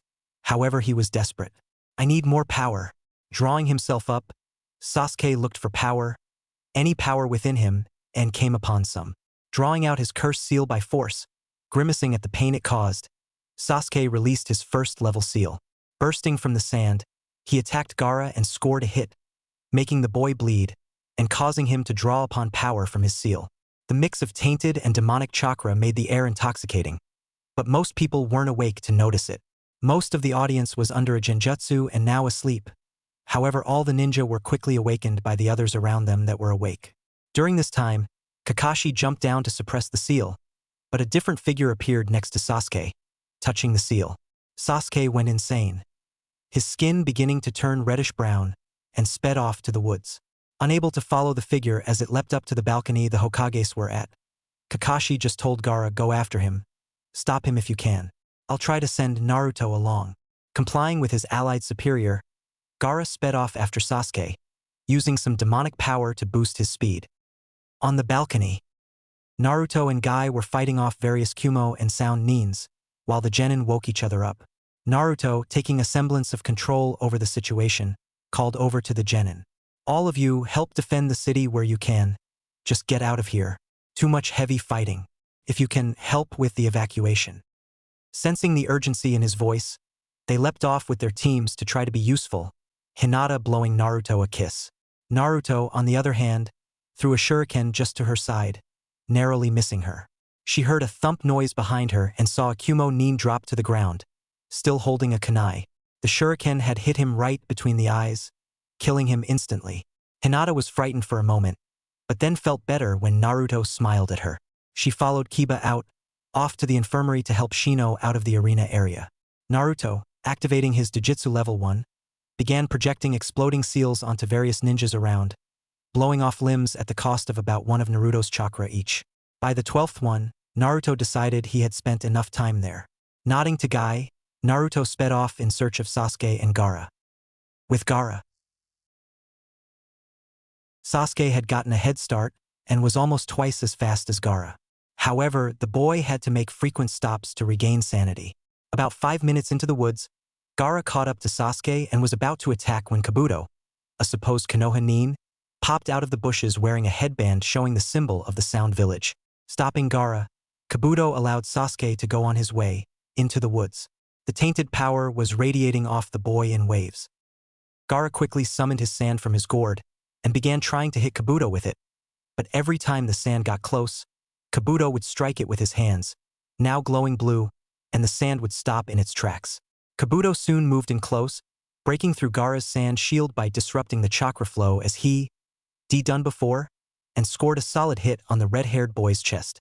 The boy's healing factor quickly repaired the damage, but Gaara knew this wouldn't be enough. Accessing the full tail of power, Gaara transformed into his Shikaku state, his eyes now yellow. In a voice much deeper than normal, Gaara proclaimed, "You will not stand in my way." Kabuto, with urgency, performed his summoning jutsu, summoning his personal snake, Ekiola, a serpent not quite the size of Manda, but still quite larger. Dodging around Gaara's transformed state, the snake began striking at the raccoon, but all damage dealt was quickly healed by sand in the surrounding area. Using his tail, Gaara's Shikaku state spun and smacked the snake, creating a large gash along its left side. Exchanging blows for another few minutes, the two ninja began to tire very quickly. A summon as strong as Kabuto's had managed to get in a few good hits, and with the Shikaku not being able to unleash its full power with Gaara awake and not insane, his overall power was really closer to that of a Kage, not a demon. The battle raged on for only 2 more minutes, until finally they struck each other, and both ninja fell unconscious. The force of the blow hit Kabuto as well, already exhausted from healing Ekiola, and Gaara couldn't hold the form any longer. Naruto came upon the sight mere seconds later, seeing Gaara and Kabuto laying there. Noticing the Sound Village headband, Naruto didn't bother to check who the ninja was, and simply shoved a few kunai into the ninja's throat, making sure the ninja was dead, then continuing on the path of tainted chakra. The power up ahead was way too strong, and Naruto was not looking forward to the fight. However, he was really the only person who could stop it. Running faster, he began to catch up to the tainted one. Earlier, Kage balcony. The Raikage, Hokage, and Kazekage were all gathered on the roof, along with the Hokage's guard, Aliera. The Kazekage had just jumped down and done something to Sasuke, then jumped back up. Then, the Raikage used a water jutsu to coerce the two to the roof of the building, which eventually resulted in the 4 of them being trapped within a purple rectangular prison, formed by 4 sound ninjas around them. All 3 of the Kages throwing off their robes, the Hokage was the first to speak. "Orochimaru, I should have known you'd be here. For Sasuke, I presume." Wearing black battle gear, the formidable old ninja had enough malice and killer intent in his voice to stun even Ibiki. "Ku, well of course. The Sharingan is too powerful to be left in the hands of an ignorant fool like you. I will use it to gain power, and then you will see what the greatest of the Sannin can accomplish," said the man who was formerly in the Kazekage's robes. He had pale white skin and purple triangles under his eyes. Long black hair draped halfway down his back, and his tan tunic and black ninja pants were standard as they come. The Raikage stood by his side, in chain armor with a sword at his side and kunai pouches on his blue ninja pants. "The greatest of the Sannin? I believe that title should belong to Jiraiya. After all, he trained the 4th, did he not?" Aliera said mockingly, drawing ki from her back, which began to glow green. "Ah, Pathfinder Aliera, I see. Or should I call you your real nickname, Soul Stealer?" Orochimaru hissed out. Aliera was unfazed by his words. In her green battle garb, she was as ready as anyone to begin the fight, and she intended to start it up. "Snake bastard. It's 2-on-2 here, you shouldn't be so cocky. Why don't you draw that sword of yours and let me get a real fight?" Ku, you underestimate me. I am not so blunt as to rush into a fight without think of course." The Raikage then spoke, directing his attention to Orochimaru. Let's finish this quickly, we have a war to win, and we're not here just for the boy. Orochimaru remained silent, contemplating what he'd planned to do. I have about 10 minutes to finish this fight. Well, if he wants to start, I'll let him. Then let us go, before we have to call off this war. Charging forward, the Raikage and Orochimaru were met by the flinging of tiles, from a jutsu by the third. I may be old, but you are still far too young to beat me, student. Performing more seals, the Hokage shouted Doton. Mud river no jutsu. A river of mud formed on the surface of the building, trapping the Raikage, but missing Orochimaru, who moved out of the way. The Raikage, however, merely plunged a fist into the river, drying and cracking it so that it existed no more. Aliera, growing tired of waiting for an attack to come to her, charged the Raikage with her sword, swinging it out in an arc in front of her. The arc momentarily paralyzed the Hokage, who used Kanashibari no Jutsu without hand seals to paralyze Aliera as well. While this occurred, Orochimaru began fighting the third. Jumping back, Orochimaru began performing hand signs, and soon two coffins rose from the ground. One labeled 1, the other labeled 2. Out from them stepped the two past Hokages, the Shodame and Naidame. However, before Orochimaru could stick in the kunai needed to control them, Aliera Flicker stepped in and cut off both their heads, removing the souls and thus the two Hokages, in an instant. Turning to Orochimaru, Aliera pointed her hand at him, shouting Kinjutsu, Amorphia Meta. Once again, the bluish substance shot from her hand, however also containing all the other colors. It wrapped its way around Orochimaru and was about to enclose on him when his sword, Kusanagi, shot through it. The Amorphia returned to Aliera, re-entering her hand, as she dodged the sword flying out at her. However, the Raikage, engaged in a fierce taijutsu battle with the third Hokage, was not so lucky. The sword flew straight through his back, killing him almost instantly, the chain mail doing nothing to stop the path of the blade. Orochimaru, however, did not stop the combat. Swatting Aliera aside, he began performing hand seals. Launching a fireball at the third, who countered with a wall of water, the snake Sannin retrieved Kusanagi, only to be struck by a earth bullet made by the Hokage. Doton earth bullet!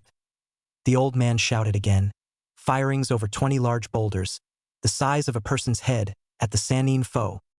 Performing more seals, the third began launching jutsu after jutsu at the Sannin, who countered each one, and after a minute of jutsu swapping of all elements, the entire roof was smashed, nearly obliterated. Aliera, recovering from the use of Amorphia and the smack, used her sword to stand herself up again. Pointing at Orochimaru, she announced her jutsu, Kinjutsu, Amorphia bullet, while the third announced his Katon, Fire Dragon no Jutsu. The two attacks converged, turning the dragon into white flame, and burning straight through where the Sannin had been a split second before. However, the Sannin was not expecting one factor. The third had directed the dragon, at the last second turning it to the side with speed only another Kage could follow, let alone dodge. Orochimaru, too tired to see the attack very well, lost his left arm to the attack. The third, twirling the dragon around again, made it follow the Sannin with great speed, nearly taking off other limbs on multiple occasions until it died out. At this moment, Orochimaru took his last shot, firing Kusanagi from his mouth at great speeds, having sheathed it earlier in its throat. The sword went through the smoke and came out, just in front of Aliera. The sword went straight through her, the force pushing her back toward the prison wall, contact with it setting her aflame. She was dead before she hit the ground, her heart, exposed through the hole in her chest, burnt to a crisp. Ki laid pulsing softly on the tiles of the roof. The Hokage, seeing his fallen comrade and best Jounin fall, looked up with more hatred in his eyes than any other had ever seen. Summoning his staff, he charged his former student, the snake Sannin, and began desperately trying to hit him. All the chakra he'd used were catching up with him, his old age slowing him down. Fighting with a kunai, Orochimaru managed to get into a deadlock, then fling the old man off, gaining just enough time to get Kusanagi from the roof. Picking it up and blocking the staff that was aiming for his head, Orochimaru managed to fend off the old man, cutting into the staff slightly. Engaging in Kinjutsu once more, the Hokage found himself outmatched, and threw his staff backwards, allowing it to transform into Enma. Then, performing a few seals, the Hokage used the one jutsu he'd learned from Naruto well, Katon, Raitun Staff no Jutsu. The Staff of Lightning, far more powerful than any staff Naruto had been able to make. Fit perfectly for Sarutobi, who began fighting Orochimaru on even ground once more. Deadlocking several times, both the Sannin and his teacher held the same thought. I must end this quickly, time is short. Orochimaru attempted to leap back, only to have his remaining arm caught by the ape, Enma, who had snuck up behind him. Using the opportunity to full advantage, Sarutobi, the third Hokage, cut off Orochimaru's other arm. However, the cost was Kusanagi hitting him full in the chest, or so he thought. Enma threw himself in front of the sword, it passing straight through him. In order to prevent dying, the ape went back to the realm of summons as really, he was no longer in any condition to be fighting. This is the end, Sarutobi-sensei, the snake Sannin whispered, bringing his sword to the old man's staff, spitting the word sensei, like the poison of his snakes. Yes, for you, the old man replied. Using the last of his strength, he created a second staff made of lightning in his other hand, no hand seals, and jammed it through the snake Sannin's chest, moving it up in a killing strike, nearly cutting the man in half. Orochimaru fell back, his heart now in two pieces, most of his torso scarred with electricity burns, but first threw his sword, putting it neatly between Sarutobi's second and third ribs. The old man died upon the sword, unable to fight the cold grasp of death any longer. The four sound jounin surrounding the area dropped the shield, and were about to leave when Kakashi, Guy, Asuma, Kurenai, and Anko dropped down, along with 4 ANBU and a commander. They didn't leave alive. With Naruto. Naruto had to run for only 2 more minutes before he caught up to the Uchiha. He now had wings, a reddish-tan body, and his Sharingan was pulsing wildly. The seal was completely out of control, and it seemed the only way to prevent this menace from getting away would be to kill it or seal the power. Option 2 was already nearly impossible, so option 1 would be the best choice. Sasuke turned to see who had followed him, only to grin maniacally upon seeing his foe. Well, Dobe, we shall see now who has the power. If I can kill you, I can kill Itachi, right? Right? The voice rose higher on the last word, as a Chidori formed in the demon-like Sasuke's left hand, charging with blinding speed Naruto had not expected. Sasuke put a hole through Naruto's chest. He'd aimed for the heart, but Naruto had just enough time to move the strike away from the killing point. Activating his level 2 Dojutsu, Naruto rose to tailed form 1, the single tail forming behind him, his power matching Sasuke's. Removing Sasuke's hand from himself with a burst of chakra, Naruto healed in seconds, but by that time he was already engaging Sasuke in taijutsu. Launching into his style, Naruto began to his pressure points on Sasuke's body, slowing the boy down slightly, but as soon as a point was hit, the Uchiha would make a sharp movement and retaliate. After a short exchange, the both land attacks, Sasuke punching Naruto in the face, Naruto hitting Sasuke in the chest with 2 fingers, pushing him back. Both panting, they were about to charge again when a shriek came from the trees. Sasuke! The girl screamed, her pink hair bouncing as she ran into the clearing. Somehow, even as he still attracted fangirls. Sasuke, stop. You don't want to kill, please stop this. The girl pleaded. She was joined soon by Sai, who also looked at the boy pleadingly, or with what passes for pleading with a relatively emotionless face. Sasuke was not amused, not would he waver on the subject. Naruto would have gone in for a killing strike then if it wouldn't have traumatized the girl, but with what was about to happen, Naruto believed he should have just taken his chance. Sasuke picked up the girl and threw her, attempting to kill her by sending her through a tree. Naruto, of course, stopped the girl in midair and put her down, but she'd already passed out. That was when Naruto heard a gurgled yell and the sound of birds. Sasuke had just driven a Chidori through Sai, his other teammate. Naruto heard the raven-haired boy grumble, not quite, as a shape started to form in his eyes. As he was removing his hand from Sai, Naruto charged him, creating a staff of lightning in his hands and beginning the Kenjutsu fight. Sasuke countered with yet another Chidori, this time lengthening it and using it as a sword, breaking Naruto's staff. Moving past the blonde-haired Chunin, Sasuke went for his target. How convenient she came to him, rather than him having to find her. He remembered his relationship with her, the events flashing before him before the final blow. Flashback no jutsu. Sasuke-kun, want to go somewhere with me? Ichin, like what, a date? She squealed at the thought, then calmed herself. Nervously tapping her foot, she said quietly, maybe, the blush apparent on her cheeks.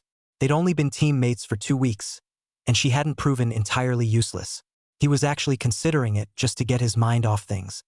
Sure, Sakura, let's go. The next image popped up, showing them later that evening.